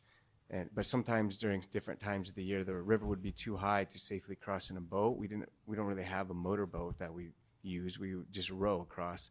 And if it's not safe for the kids or for some of our, at the time, elders to go across, we wouldn't go. So we would still go there and try to maintain that practice, but also we'd stay on the other riverside right near the creek, and all of us kids would play in the creek and hear stories about how our family used to do the same thing all the way since anybody could ever remember. So so then as that happened and I grew up with that in my life, when I really started to pay attention and understand the habitat and the environment, I started to notice probably a little before high school what the creek was like, what it sounded like, and really starting to have the ability to recall actual memories of it so that I can reach back upon them when I'm at somewhere else. And I feel like for me that happened right around 12, 13, 14, when I started to really like make designated memories of what was going on. Anyway, so as I got older and I got into high school and I started becoming more active in sports and other things, getting a job, my time there got a little bit less.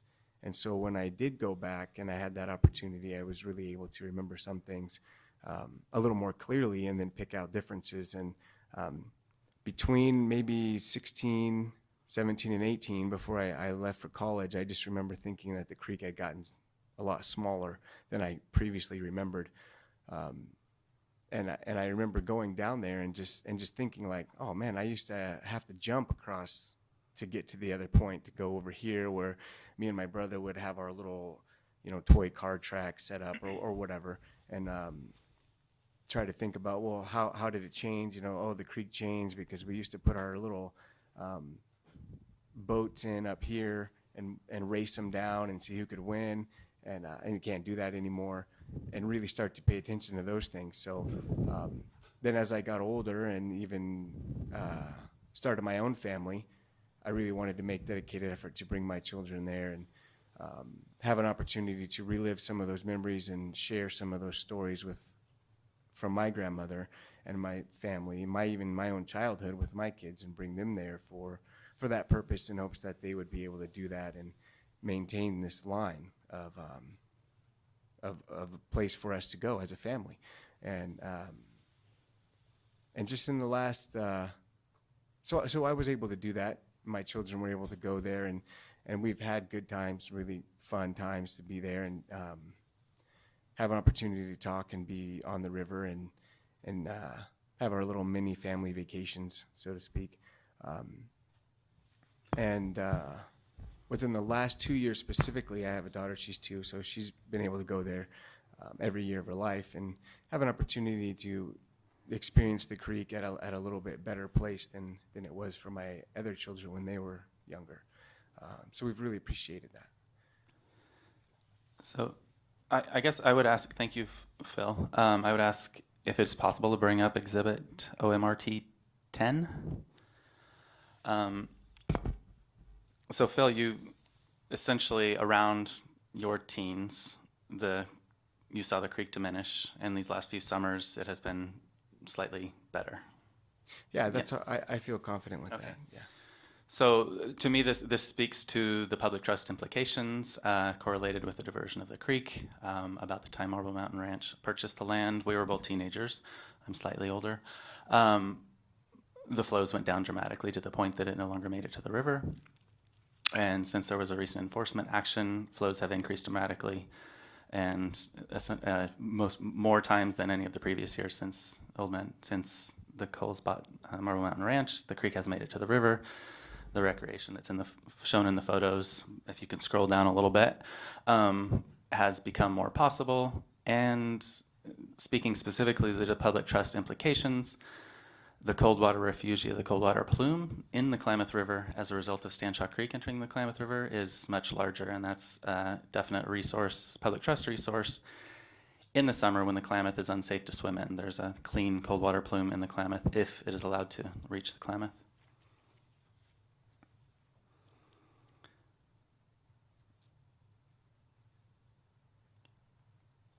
So, yeah, is there anything else you wanted to? Any other stories? Okay. So later on, when in the interest of time, I just wanted to get this out of the way, but I will show evidence that this diversion is unreasonable, the method, and that there are remedies, but we'll get into that the next round. Thanks. Thank you, Mr. Phil, Fisher. yeah. If there's anything else, Phil, I'm done for now. Well, as a part or as a witness, then others have the opportunity to ask you questions, and so that's a direct testimony. So, would the Division of Water Rights prosecution team like to ask any questions? Yes. Come on up. Oh yes, go ahead, Counselor. So I just wanted to note for the record, because Mr. Fisher hasn't taken the oath, to the extent he was talking about his own experiences or conclusions, We're not taking his testimony at this time, so just make sure that my understanding is that you'll be testifying later, and I just want to make sure there's no confusion. All right, thank you. And Mr. Petrozelli? Mr. Alpers, thank you for coming. So you talked about, in your memory, thinking back and realizing that the pool is now smaller than it once was. In your memory, is there roughly a time frame that you can think of when you noticed the pool getting smaller? Yeah. I try to reference it because I didn't actually think of it or reference it by my age, but more of what was happening to me in that time. And I remember I noticed and I would go because I would miss some of my football practice for the high school to be working on the family cemetery, and that was excused by the coaches. And they, anyway, so I started high school football. I was 13. I turned 13 my freshman year. So do you know about how long ago that was? Because I don't know how old you Yeah, are. it's all right. I think I graduated in 97. So, I mean. From high school? Yeah, in 1987. So if you were 18 when you graduated. And well, I was 17. 19... I was 17 when I okay. graduated. Yeah. Okay. Yeah, so. And you said you were about 13 when you noticed? Yeah. So that would be about 1993? Well, I mean, I'm sorry, that's not when I noticed the decline in water. Oh, that's when like what I was saying, that's when I started to notice that, oh, this is what it's like. This is something I should, or consciously put into my memory and remember. And then to continue with that, it must have been when I started to get older and I went there less because I started to do things. So I would say 96, 97, and 98. Those are the times when I started to at least feel like in my memory that noticing this is less water. Like I was saying, I used to be able, have to jump across. Now I can just step over, or it's not as loud. I used to stand right here and look at my family's house, and hear the river or the creek and feel it, and then I wasn't able to do that. So it was about 1997, 98. About you remember a noticeable difference in the size of the pool. Yeah, okay. That's for me, yeah. Okay. Yeah. Okay, I'm just asking about your personal observations. Yeah. So, okay, great, thanks. And that's all I have for him. Thank you, Mr. Petrozelli. Next, I'd like to ask Marble Mountain Ranch if you'd like to cross-examine the witness. Ms. Brenner?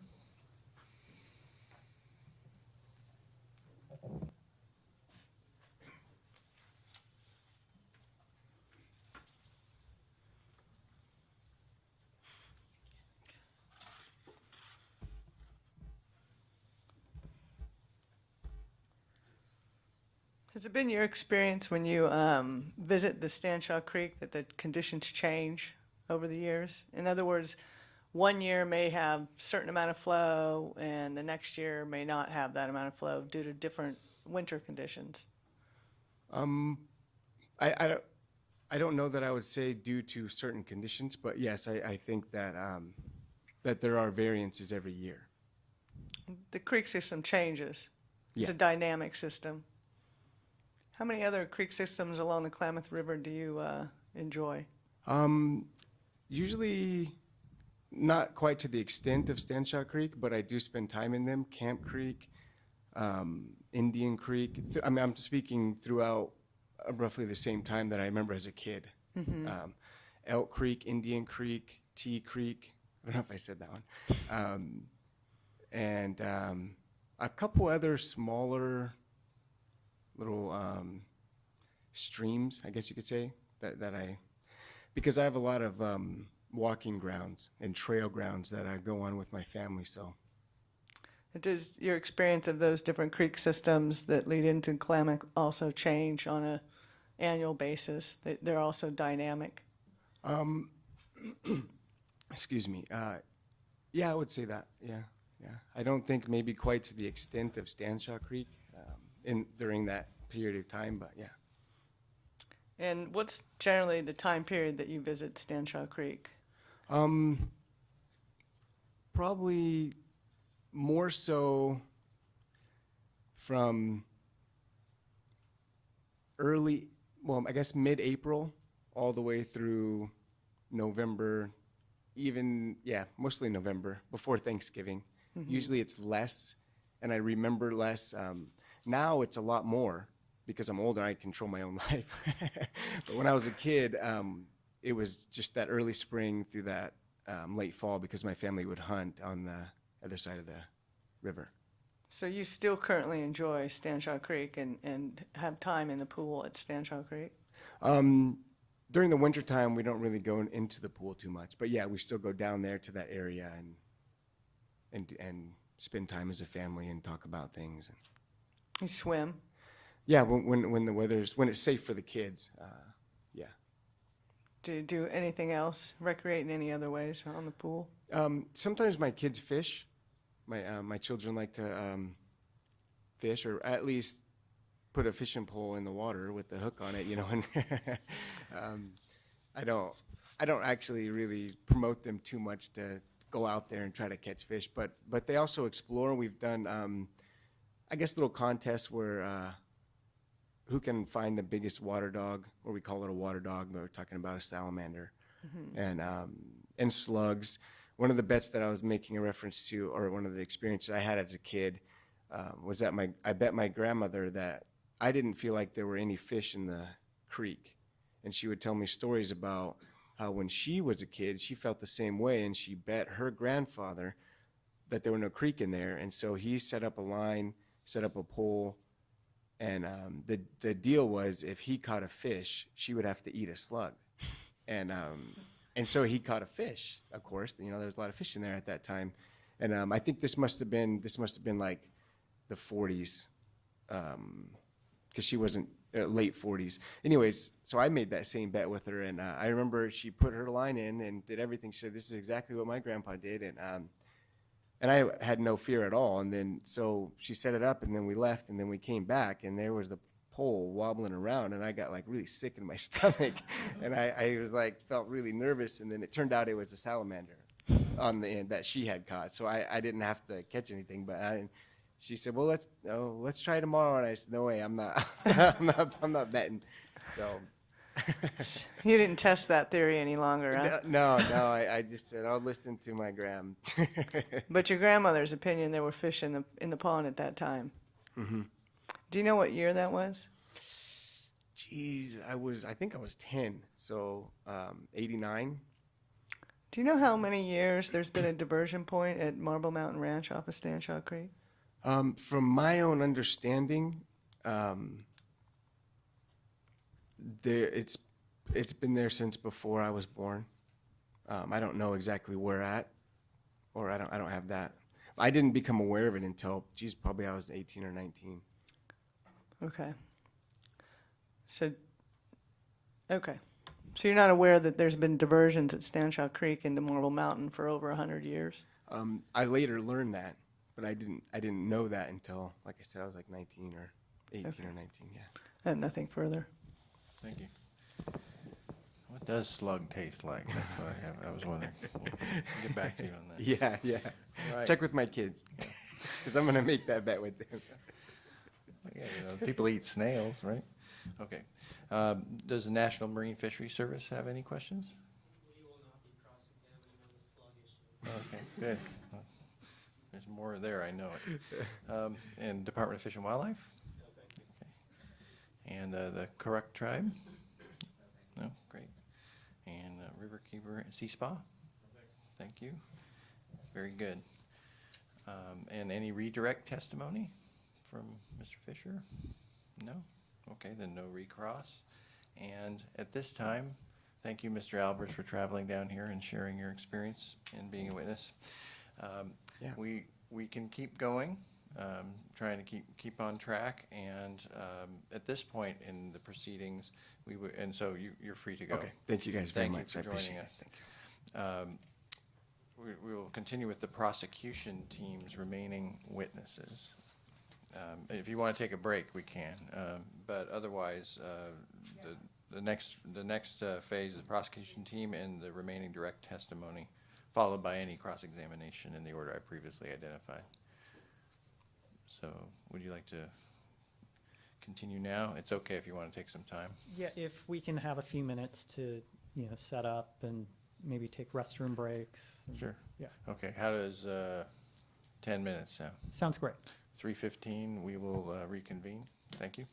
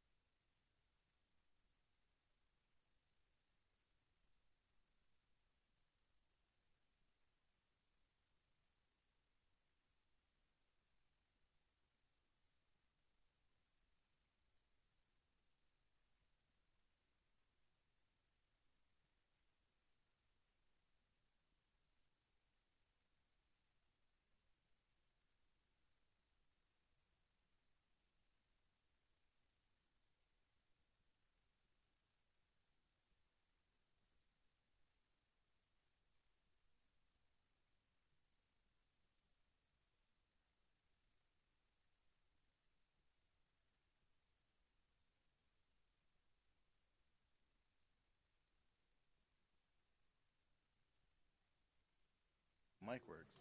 Okay. Yeah, there's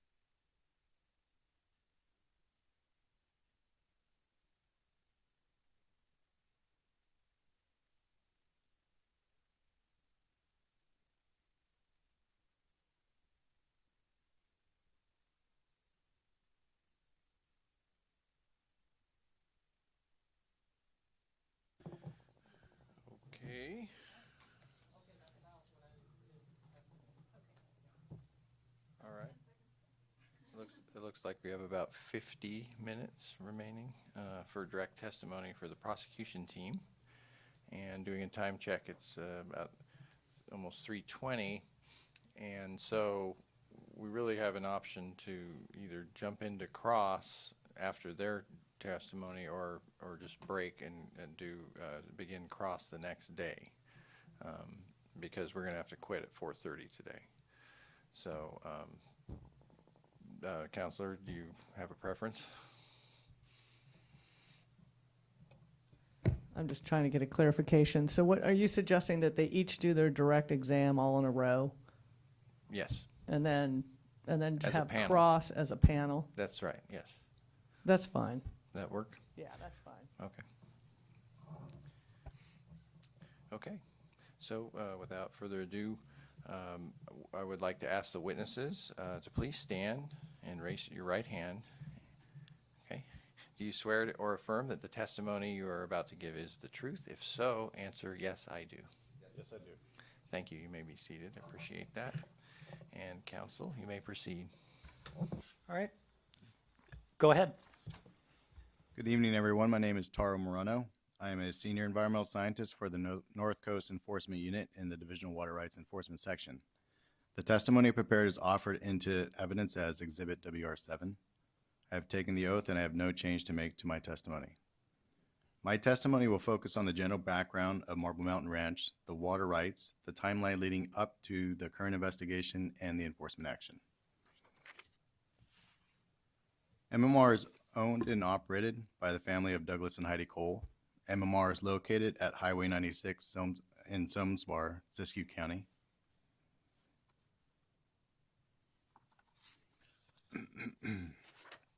Marble Mountain Ranch is a commercial dude ranch.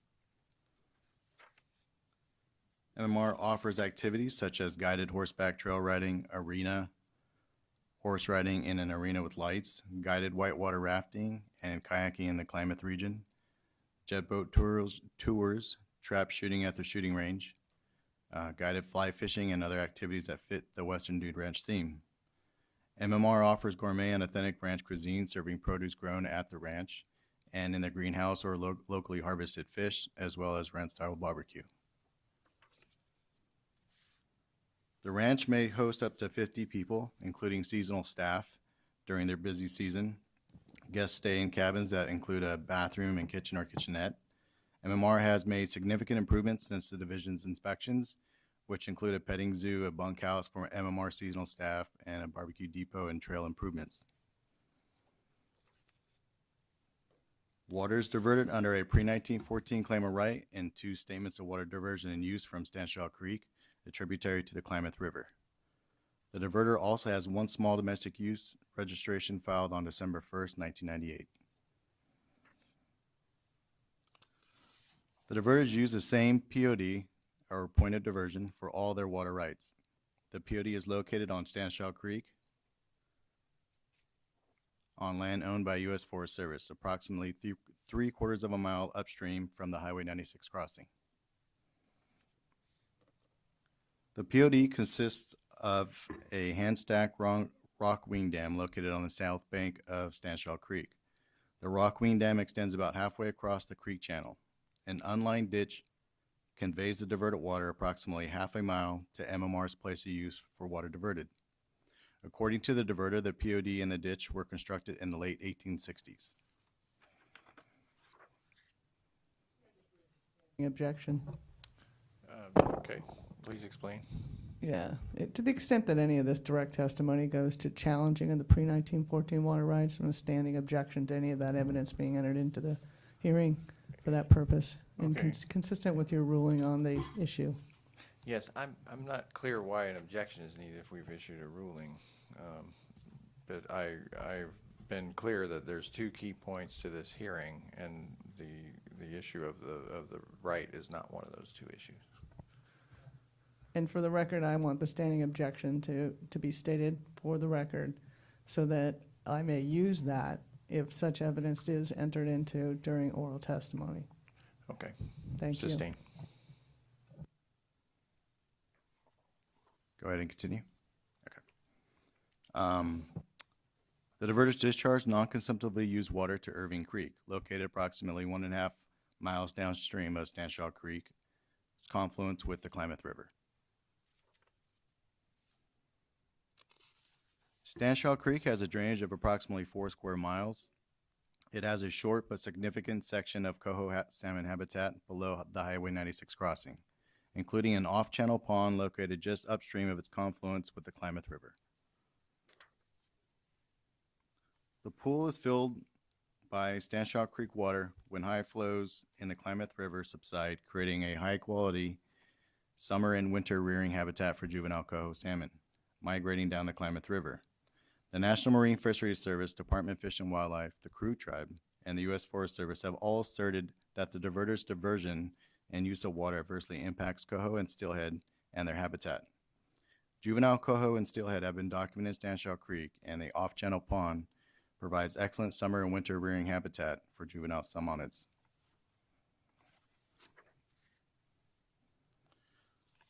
The diverter's pre-1914 claim of appropriation originates from an 1867 claim filed by Mr. E. Stanshaw for 600 miners inches, or 15 CFS, used for mining, domestic, irrigation use on a large patented parcel patented on March 27, 1911. Since then, the property has been subdivided and MMR now occupies a smaller parcel. Mining has ceased, and MMR's current use of water include domestic use, irrigation, and mostly hydropower. Today's use is limited by the capacity of the diversion ditch, which is about 3 CFS.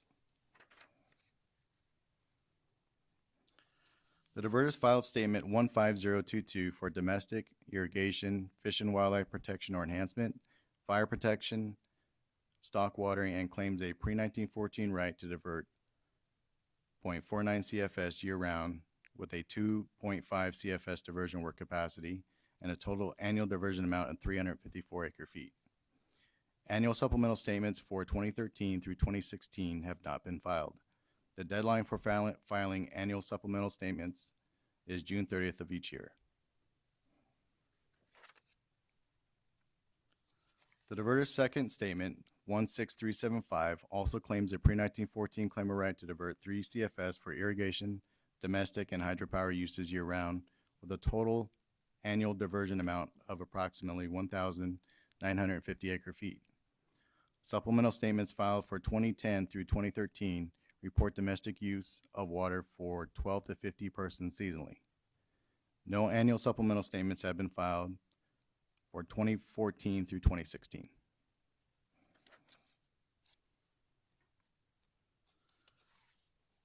The diverter's small domestic registration allows the collection of 10 acre-feet of water annually into their pond for domestic use. The registration renewal is required every 5 years, and the diverter renewed their registration in 2014. Among the other terms required in the registration, MMR must comply with Fish and Game Code Section 5937, maintain a method of measuring and bypassing sufficient water to satisfy downstream prior rights, and any DFW requirements.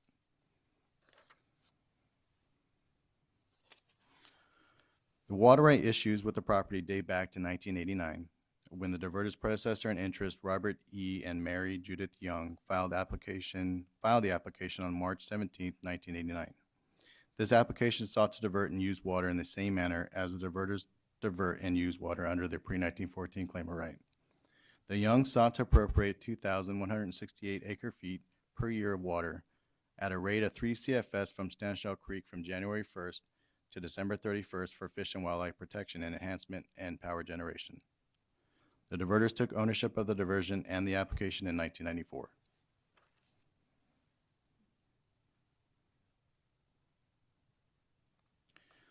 The Youngs claimed a pre-1914 right dating back to East Stanshaw in 1867. However, the prevailing view at the time was that most of the right had been lost due to forfeiture, with only rights for irrigation and domestic uses remaining.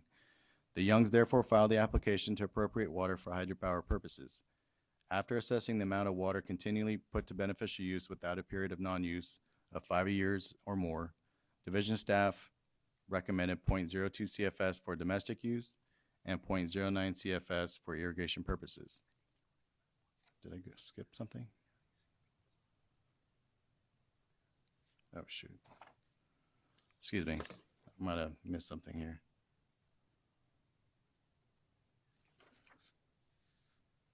Oh, just on the wrong slide. Sorry, let me continue.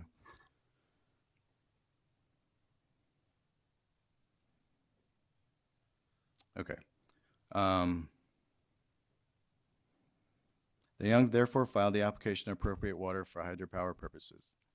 After assessing the amount of water continually put to beneficial use without a period of non-use of 5 years more, division staff recommended 0.02 CFS for domestic use and 0.09 CFS for irrigation purposes. Another measurement included DWR Bulletin 94-6, estimated total annual use at 362 acre feet, approximately a half CFS, and the flow capacity of the ditch at 1.25 CFS. The Youngs legal counsel stated that although the Youngs were unsure when the hydropower was installed, the prior property owner had indicated that hydropower was installed between 1940 and 1942. When the diverter took ownership of the application, they too asserted that the pre-1914 basis for their right, they too asserted the pre-1914 basis for their right, but the only evidence they had at the time was the 1867 claim filed by Mr. E. Stanshaw.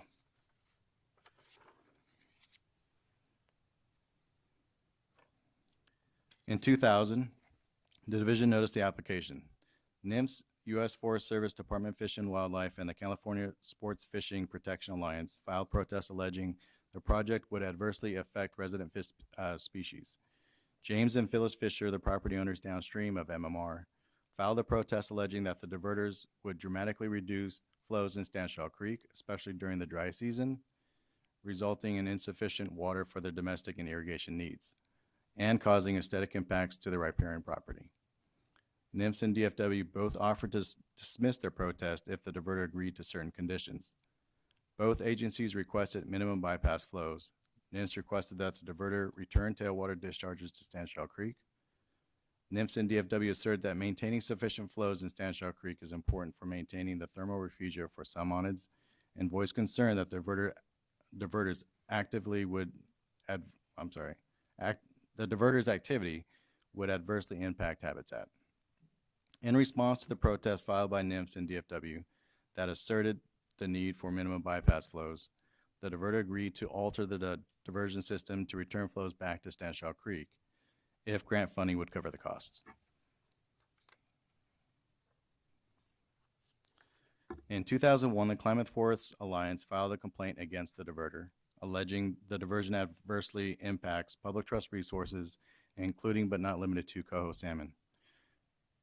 Division enforcement staff conducted an investigation and observed that diverters were diverting approximately 0.6 CFS at the time of the inspection. This amount of water diverted was insufficient to operate the Pelton wheel.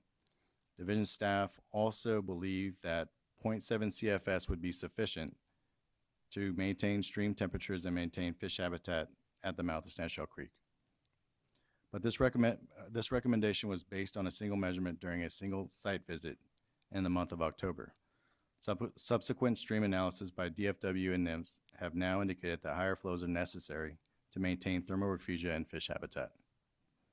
When division enforcement staff completed the investigation, they recommended that the diverter cease all diversions of water, whether pursuant to a pre-1914 appropriative water right, or an appropriative right, or an appropriative right derived from their application or small domestic registration, unless the diverters bypass sufficient flow below the POD to maintain adequate flow in lower Stanshaw Creek.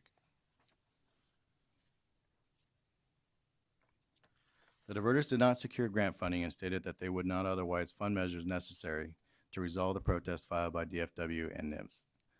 The division therefore informed the diverters that their application would be canceled unless they provided a plan to comply with Water Code Section 1275B. In response, the diverters stated that they would rely on their pre-1914 claim of right instead of continuing to pursue the appropriation of water under the application. As a result, the division canceled their application and an order dated January 7th, canceled their application with an order dated January 7th, 2013.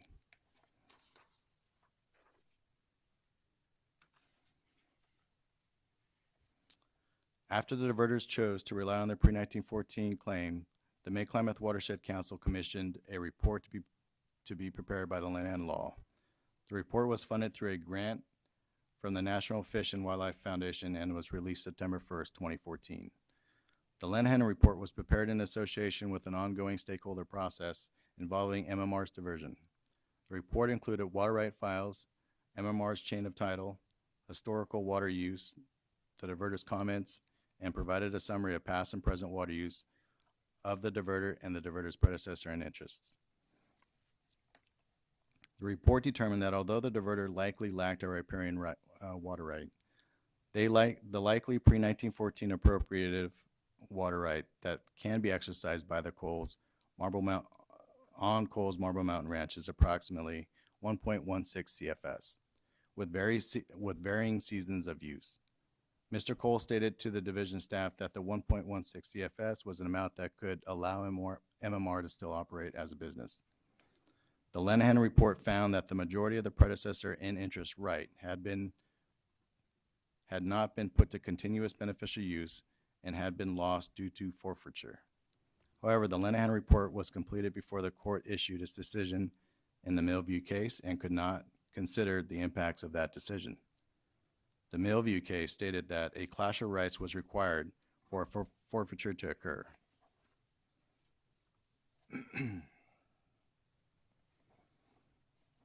On November 18, 2014, the Mid-Klamath Watershed Council and Cascade Stream Solutions released the Water Use Technical Memorandum, prepared by Joey Howard in conjunction with the Lanahan report, and assesses the diverter's historical beneficial use of water and the manner in which the diverter regulates the water diverted. The technical memorandum states the following. Hydropower does not exceed 0.36 CFS until after 1965, and it exceeds 0.66 CFS in 1994. The amount diverted varies with stream flow independent of demand. Under stream flow of less than 3 to 4 CFS, the majority of the creek flow is diverted by MMR. Water is diverted continuously throughout the year at a maximum rate possible. MMR stops diverting on rare occasions, usually during high flows, when the creek flows risk damaging the ditch. Power demand peaks in the summer during mid-afternoon. Water demand is greatest during the summer. MMR does not measure actual power production and use. And Mr. Cole has stated that power and water needs are met when diverting 3 CFS. Thank you, and that concludes my presentation. Please proceed. Need the.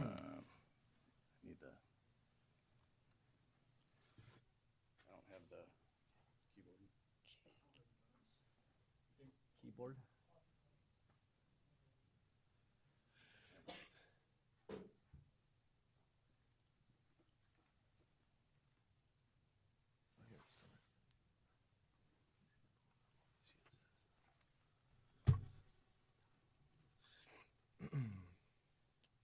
Good afternoon, everyone. My name is Skylar Anderson. I am an environmental scientist for the North Coast Enforcement Unit in the Division of Water Rights Enforcement Program. The testimony I prepared is offered in evidence as Exhibit WR-9. I have taken the oath and have no changes to make to my testimony. My testimony will focus on the most recent inspections and the current enforcement actions against Marble Mountain Ranch. In 2013 and 2014, the division received 3 complaints. The essence of the complaints was that the diverters were dewatering Stanshaw Creek and harming public trust resources. The complaints included a video documenting the diverters' point of diversion, diverting nearly the entire flow of Stanshaw Creek. On December 17, 2014, division staff toured MMR and attended a stakeholders meeting regarding the MMR complaints. During the tour of MMR, Doug Cole told staff that he would be okay if the division supported the numeric water right determination in the Lanahan report. On December 17, 2014, stakeholders, including California Department of Fish and Wildlife, National Marine Fisheries Service, United States Forest Service, Mid-Klamath Watershed Council, Karuk Tribe, and representatives, Doug Cole and Conrad Fisher, met to discuss the recent Lanahan report, physical solutions, and a potential process for obtaining public funding assistance for a project. During the meeting, NOAA staff indicated that fish kills had occurred in Stanshaw Creek. After the meeting, I followed up with NOAA and the Crook tribe regarding the alleged fish kills. The diagram above shows a general flow chart of where water is diverted and how it is used at MMR. The next half dozen slides will describe each feature in greater detail. This photo shows what the pointed diversion looks like in typical winter conditions. MMR's pointed diversion consists of a rock wing diversion dam located on the south bank of Stanshaw Creek. The pointed diversion lacks a permanent control structure to regulate the amount of water diverted from Stanshaw Creek. The pointed diversion also lacks a fish screen or permanent mechanism for measuring diversions that is consistent with Senate Bill 88. The pointed diversion also requires regular maintenance. According to Mr. Cole, the diverters currently regulate the amount of water diverted from Stanshaw Creek by manually rearranging the hand-stacked rocks on the diversion dam. Water is diverted via gravity at a pointed diversion and conveyed approximately 1/2 mile in a partially lined and partially unlined ditch. The ditch is located on a steep, heavily treed hill slope, which resembles a narrow road cut on a steep hillside. The ditch requires regular maintenance due to sediment deposition, cut bank slumps, and landslides. During the February 12, 2015 inspection, we could see there's limited freeboard space along the majority of the diversion ditch. The elevation of the outer berm crest of the diversion ditch varies greatly. Seepage, failure, and washouts lead to significant conveyance losses in the ditch. This discharges sediment back into Stanshaw Creek and causes erosion and mudslides. It also increases the amount of water MMR must divert to meet its demand.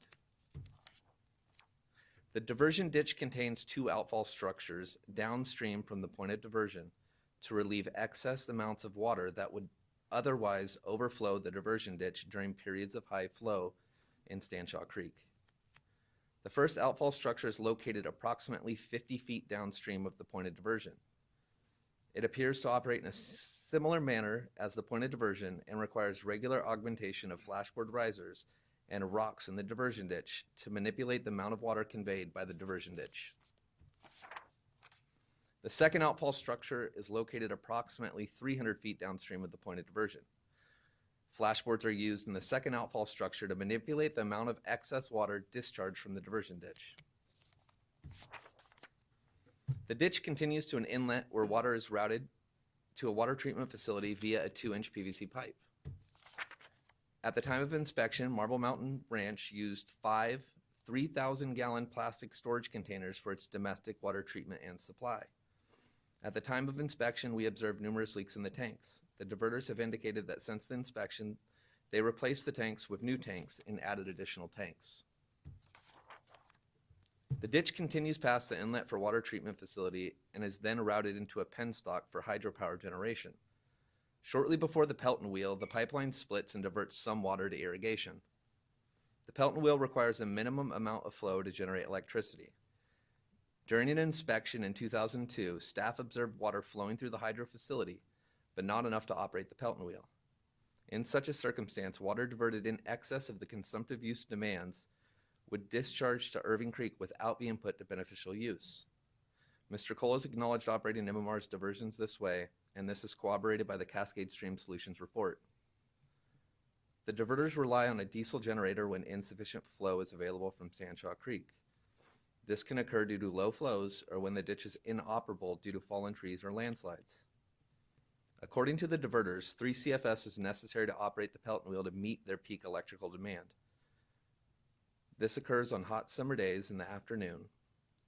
At other times, this can result in excess or unnecessary power generation.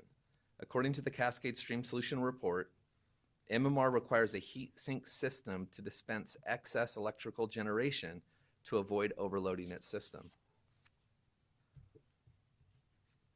Irrigation flows are conveyed through a steel pipe that extend from the junction at the power plant to sprinklers located in the pastures and hose bibs located throughout the property. MMR irrigates about 7 acres of garden and pasture. Water flowing through the hydro facility discharges into a ditch that flows to a pond. The pond serves as a recreational feature and provides fire protection. Water discharges from the pond once the pond fills, then continues across the property south before dropping off a head cut to a ravine and into a tributary to Irving Creek.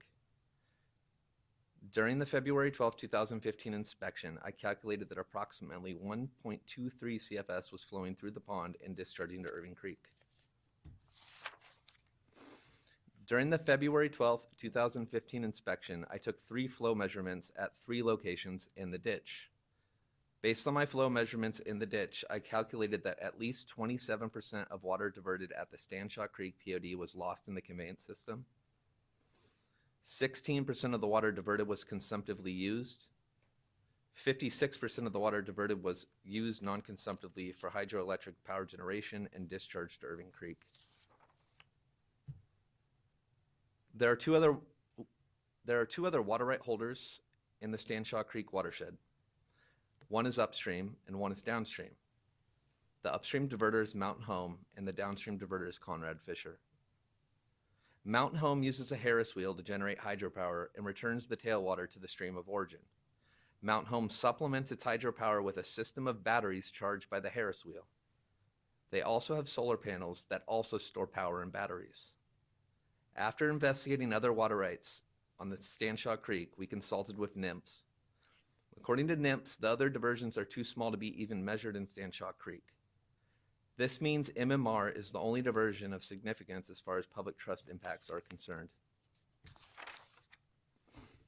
On December 3rd, 2015, the division and the Regional Water Board issued a joint letter to the diverter. The letter included a notice of violation, a draft cleanup and abatement order, and inspection reports from both the Regional Water Board and the Division of Water Rights. The division's report of inspection identified misuse of water resulting in impacts to public trust resources. The division's report of inspection also prescribed corrective actions. The letter notified the diverters that if they failed to respond in 30 days, the Regional Water Board and the division may pursue formal enforcement.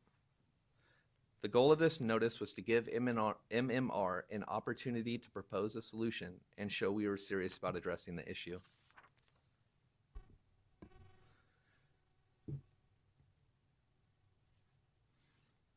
The division's report of inspection prescribed a host of corrective actions to eliminate the misuse of water and impacts to public trust resources, as summarized above.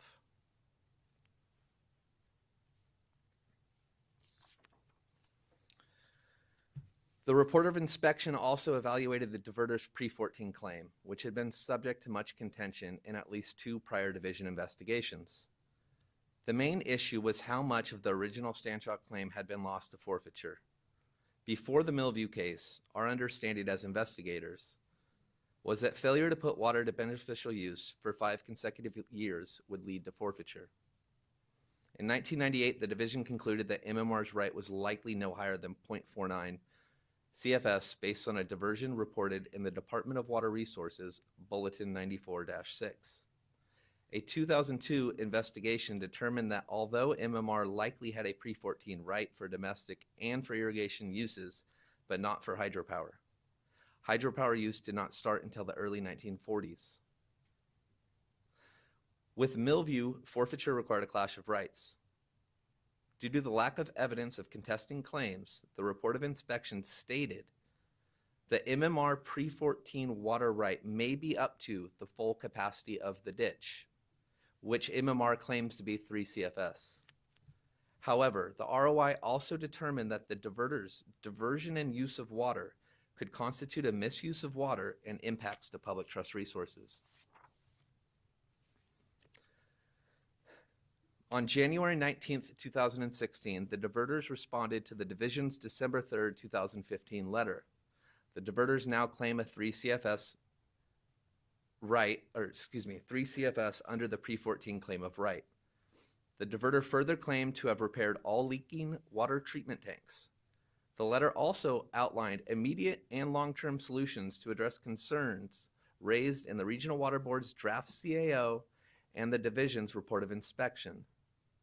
Nonetheless, due to a lack of timeliness, specificity, identified consultants, and other factors, the division and the Regional Water Board concluded that the letter did not demonstrate any commitments to actions substantially addressing the concerns outlined in the Regional Water Board's draft CAO and the division's report of inspection.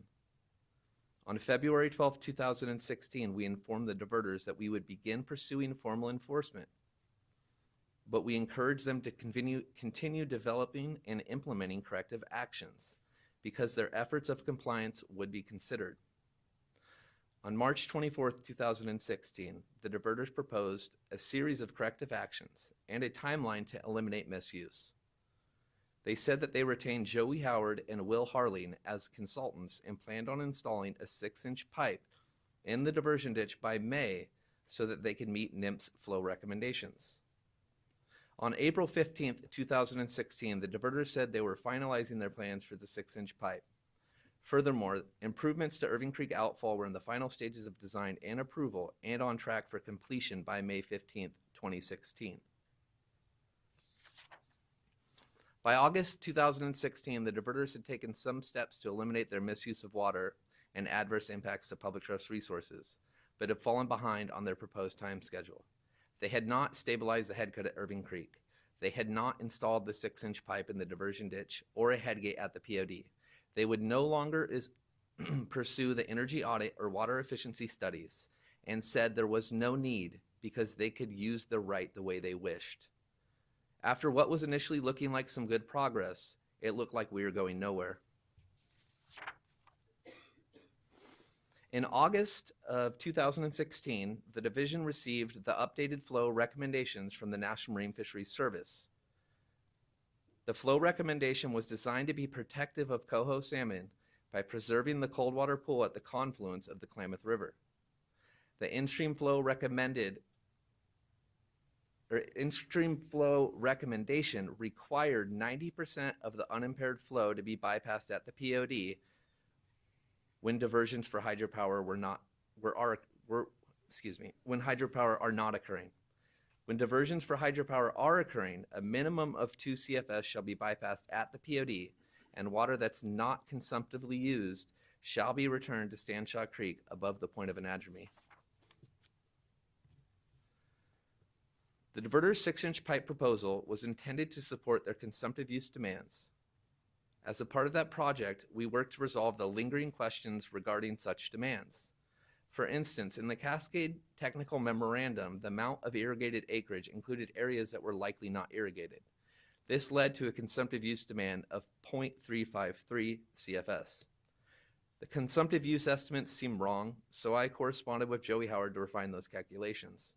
Using satellite images to get a more accurate amount of irrigated acreage, we came up with a more precise number, 0.18 CFS without a fire crew and 0.235 with a fire crew. Since the 6-inch pipe would only be sufficient to support the diverter's consumptive demand, they would have needed a second pipe for hydropower. On August 30th, 2016, the Assistant Deputy Director for the division requested that the State Water Board hold a hearing and receive evidence to consider adopting a draft order finding that the diverters had misused water or were continuing to misuse water and ordering corrective actions.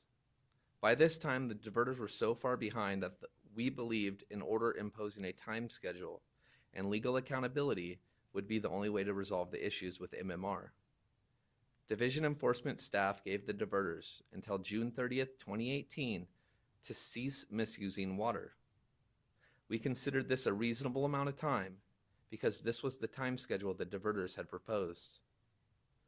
The division wanted to resolve this issue, and we did not want to have to revisit this issue in 2 years, see no progress, and start all over. To avoid that problem, we set up a series of interim project milestones based on the milestones the diverters had proposed. If a milestone was met, the parties could request postponement. Many of the milestones had already passed by the time the division requested the hearing. So we postponed all of the deadlines that would have preceded the hearing requests and moved them to after the hearing requests. This gave the diverters extra time for many of the early tasks. We thought this would give the diverters a reasonable amount of time to complete the milestones. Nonetheless, the milestones have not been met. Bear in mind, this is the project the diverters proposed. The corrective actions should eliminate the misuse of water and harm to public trust resources. In summary, the corrective actions are: complete an energy and water efficiency audits in order to identify project alternatives. Install a locking headgate, valve, or other appropriately sized structure that will regulate the diversion to the amount of water that can be put to beneficial use. Comply with Senate Bill 88, which requires the diverters to measure their diversion. Conveyance losses in the ditch occur through seepage, evaporation, overtopping, and ditch failures. This increases the amount of water that diverters must divert in order to support their beneficial uses. Regardless, conveyance losses that result in a discharge of pollutants or create a nuisance should be considered unreasonable. Physical solutions discussed thus far have included piping or lining the ditch. Eliminating the discharge to Irving Creek will encourage better management of hydropower operations to reduce impacts on public trust resources until the NIMS flows are implemented. Implementing the NIMS flows will preserve the cold water refuge at the confluence of the Klamath River. This is feasible and will prevent harming public trust resources. Implementing the NIMS flows will also likely require returning flows diverted from Stanshaw Creek, not put to consumptive use, back to Stanshaw Creek. Otherwise, implementing the NIMS flow recommendations only becomes feasible during high flow periods. Thank you very much, and that concludes my presentation. All right, thank you, Mr. Anderson, and we'd like to continue to proceed on this panel with Mr. Filer when you're ready.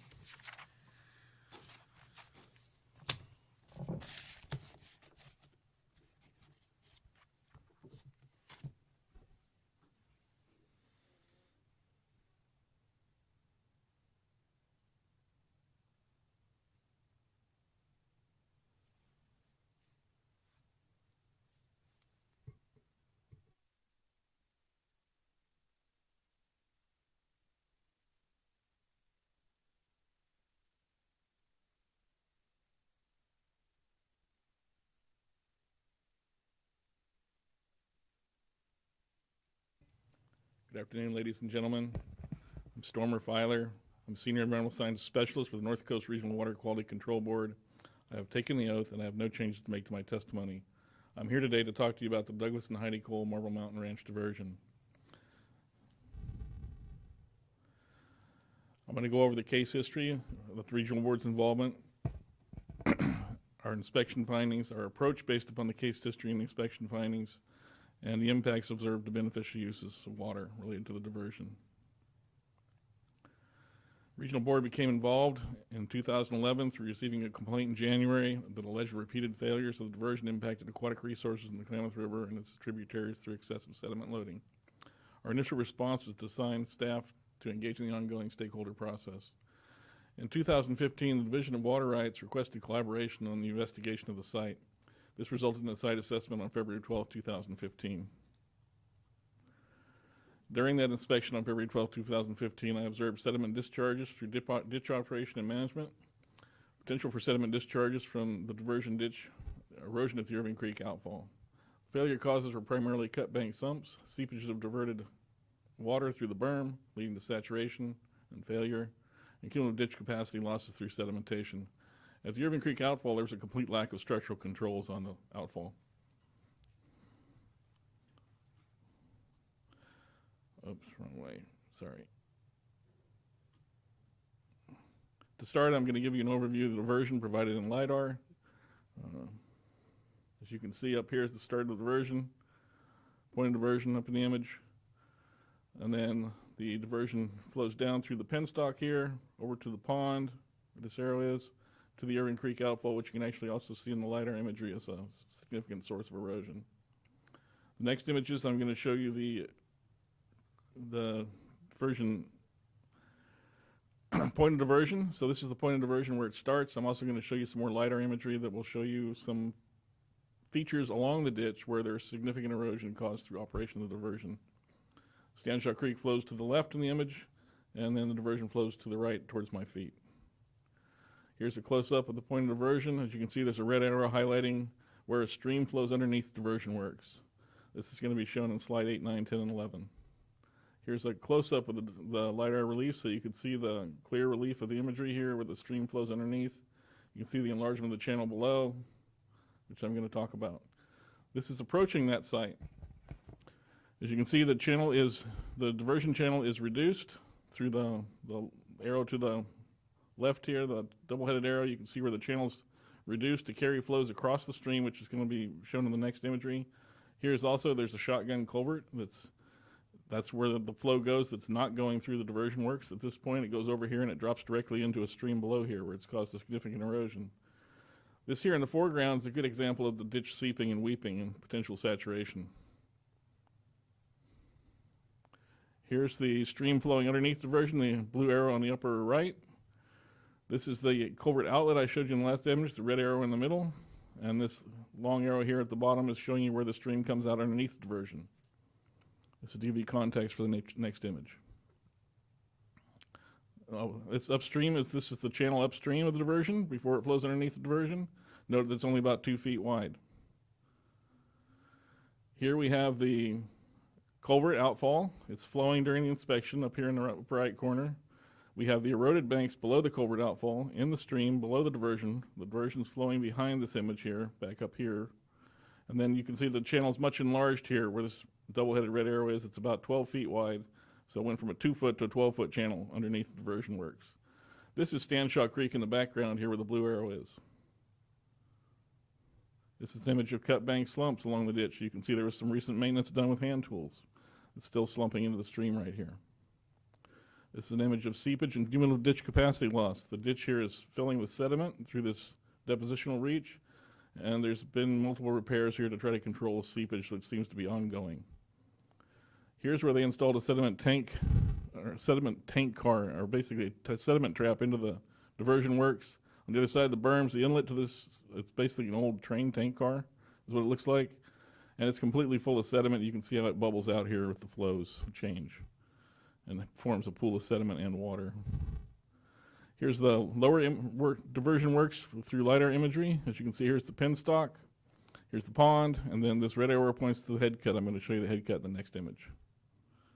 This is the Irving Creek outfall, the head cut. So as you can see, there's a tree that's come out of the bank and is dislodged across the channel here diagonally with its root wad attached. That root wad was right up here in the bank in the past, but it's fallen out of there now through erosion. During the inspection on February 12, 2015, this Douglas fir tree that's across the channel here still had green needles, which leads me to believe that erosion was relatively recent in comparison to the inspection date. This is just downstream from the last image. I've turned and looked downstream basically from the bank I was standing on, and you can see that there's a large wedge of earthen material with grass and trees growing on it here in the center of the channel. That is this channel flows around here in the front and around the back. That's the diversion outlet flowing around into the tributary to Irving Creek right here. Regional Board enforcement actions. On December 3rd, 2015, we issued a note of violation to the discharger, a draft claim and abatement order, and our inspection report. We gave them time to comply. The discharger failed to demonstrate an ability to follow through on their own commitments and produce required agreed upon work products. On August 4th, 2016, we issued a final claims and abatement order, R1 2016-0031. The claims and abatement order was about alternatives, getting to the best alternatives for water code compliance, considering the beneficial use of water at play. As you can see, these are the directives that were in the final order. Directive 1 was one of the ones we were most interested in, which was the Valiant report on the Pelton Wheel, basically energy and efficiency audit. Here's the chart of deliverables with negotiations. Basically, here's where we were before we issued the final order. These white numbers here, they were agreeing to complete this scope of work by the dates here in this first column. This is the deliverable due dates of the final claim and abatement order here in the second column. And then the red over here highlights where we're at today in terms of compliance. Basically, we have will not complete, canceled, various situations like that in terms of compliance with the claim and abatement order. Regional Audit Board is interested in compliance. In terms of compliance with the final CAO, on September 6, 2016, the district filed a petition for reconsideration. The State Water Board took no action. There was no legal challenge filed by the discharger to the final CAO. In terms of the compliance with the Regional Water Board, we've issued 3 notices of violation for the discharger's failure to comply with the CAO. The notice of violation number 3 is a good place to look for a summary of directives met and outstanding compliance needs, and tallies up days of violation as well. In summary, the directives we consider to be met with leniency on interpretation of met are as follows. Directive 4A, part of that, and Directive 4B, and then Directive 5, progress reporting. The Water Quality Control Plan for the North Coast Region Basin Plan is a tool the Regional Board used to implement the Port of Cologne Water Quality Control Act and the Federal Clean Water Act. It includes a temperature policy and temperature objectives for interstate waters, which basically prohibits any alteration of natural receiving water temperature unless it can be demonstrated that such alteration does not adversely affect beneficial uses. In addition, there's prohibitions on point source and non-point source discharges, and there's also a Klamath Basin action plan that's for implementation of the Klamath Basin TMDLs that applies to the affected watersheds. The Basin Plan temperature policy includes water quality policy for implementation of water quality objectives for temperature, and states the following. The Regional Board and its staff will collaborate with others in such a manner as to prevent, minimize, and mitigate temperature alterations associated with the potential to reduce in-stream flows or reduce sources of cold water, including cold water refugia. The temperature policy directs Regional Board staff to take various actions to achieve temperature objectives and implement temperature TMDLs. This includes coordinating with the Division of Water Rights to help ensure that terms of water right permits and licenses are consistent with the water quality objectives for temperature. The Basin Plan also includes the Klamath River Action Plan, which includes a thermal refugia protection policy, which prescribes enhanced protection for thermal refugia, identifies Stanshaw Creek as one of multiple streams requiring greater protection due to the cold water and presence of fish, prescribing a 3,000-foot buffer instead of a 500-foot buffer. In addition, the thermal refugia protection policy includes a policy directive for state water board staff to consider the impact of increased diversions, hydromodifications in tributaries that provide thermal refugia when issuing water right permits for surface water diversions in the Klamath River Basin. It also includes prohibits discharges of waste that violate any narrative or numerical water quality objective not authorized by waste discharge requirements or other order or action by the regional or state water board. The thermal refugia protection policy describes thermal refugia as areas of cool water created by inflowing tributaries, springs, seeps, upwelling, hyporheic flow, and or groundwater and otherwise warm stream channel that offer refuge habitat to cold water fish and other cold water aquatic species. It defines these refugia as essential to the support of the cold water fishery because they moderate naturally elevated temperatures of the main stem Klamath River. Oops. This is the Stanshaw Creek Thermal Refugia Pool. It's attractive and it's complex habitat. As you can see, there's lots of flow coming into the pool in this image in February 12, 2015. The substrate's mixed up of large cobbles and small cobbles, which provides good macroinvertebrate production. Then there's a lot of wood associated with this pool as well. A lot of roots, a lot of logs, a lot of trees. All these trees are bare of leaves now, but in the summertime these are going to leaf out and be alder trees covered with leaves, which also provide terrestrial inputs of macroinvertebrate or insects for food, as well as places for macroinvertebrates when they hatch to hide and seek cover and breed.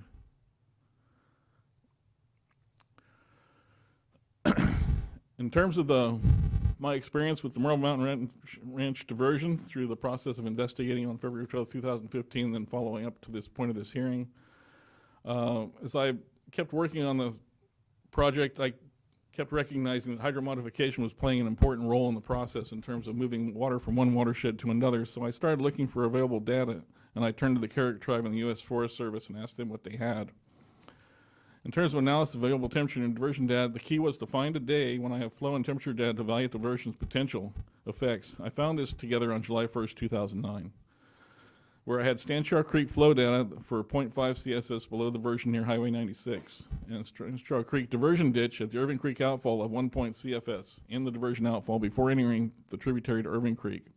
The water temperatures on July 1st, 2009, from 1400 hours to 1500 hours in Stanshaw Creek pool rose from 63 degrees Fahrenheit to 107 degrees Fahrenheit in about 1 hour. The temperature increase declines over approximately a 9-hour period. For about 4 or 5 hours, it was very high. The likely cause was dewatering of the Stanshaw Creek confluence pool or the Datason. Either case means habitat was significantly affected. In 2016, the discharger contends they did not run the diversion for hydropower. I also have 2016 temperature data for the Stanshaw Creek refugia pool, which I looked at to see what a year like this without the diversion operating might look like in terms of temperature. I'm going to show you that data in a minute. Here's July 1st, 2009. As you can see, we have temperature and date and time, and then we have a significant rise in that temperature, approximately 1430 hours. It spikes, and that's about a 40 degree, it's over 40 degree Fahrenheit increase in temperature. That's significant in terms of a fish that's living in that pool. Here we have Stanshot Creek 2016 temperature data for the season from approximately May through November. As you can see, we have a 65 degree Fahrenheit line right here, and we see that temperature barely touched that line for a couple of days in July, late July and early August.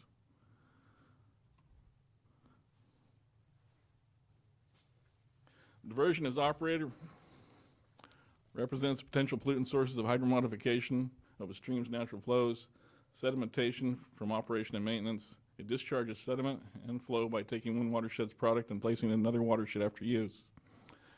Diversion impacts temperature in receiving waters, habitat by decreasing cross-section volume of streams, and also through sedimentation. It appears to represent a threat and a nuisance to beneficial uses through altering cold water refugia. It's important to remember that a refugia represents an attraction flow to fish in a river that has elevated water temperatures. Such, the refuge will attract fish into it over and over again when flow conditions that do so exist.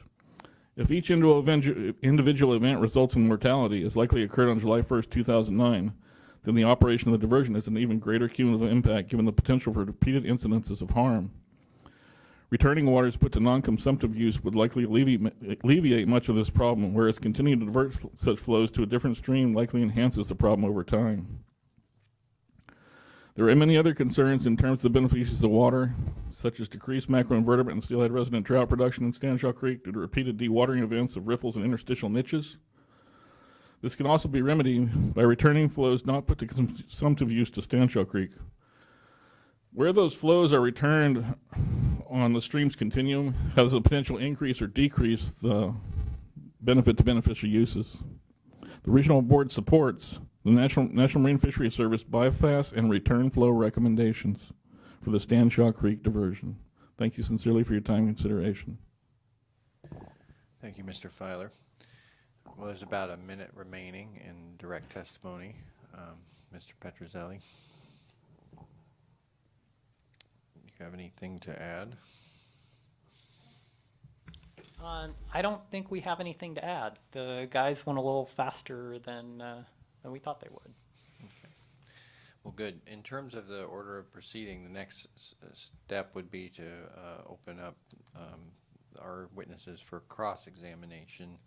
But we provide for an hour per party to be able to do that, and we have less than an hour left. And so, you know, in the spirit of keeping a good flow to the hearing, I don't think we should go into cross-examination unless it's going to be less than 20 minutes, because we've announced that we're going to end today at 4:30. And so, you know, the first party to do cross-examination would be Marble Mountain Ranch. And if you think you're going to exceed 20 minutes, I wanted to get your preference on yes. Could we have a clarification on the cross-examination time? Since Mr. Howard previously provided direct testimony and was cross-examined, would that be included in the 1 hour that would normally be provided for cross-examination, since their direct testimony was subsequently 50 minutes? Yeah, that's a reasonable question.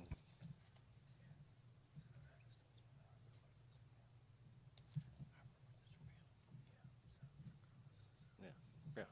So in the notice, council tells me that was per panel or per witness, and so it is a full hour. Okay. So what's your preference, Ms. Brenner? My preference is to start cross-exam tomorrow morning. Okay. I'll be more than 20 minutes. Okay. For this panel. Yeah, I appreciate that. And so with that in mind, we're going to be adjourning the proceeding today. We'll reconvene tomorrow. Based on just our own schedules, I'm going to propose we begin at 9:30 a.m. tomorrow, sharp. And we'll plan to wrap up by 5 o'clock p.m., but we'll let you know if there's any change in the schedule based on juggling everybody's schedule. So with that, we'll recess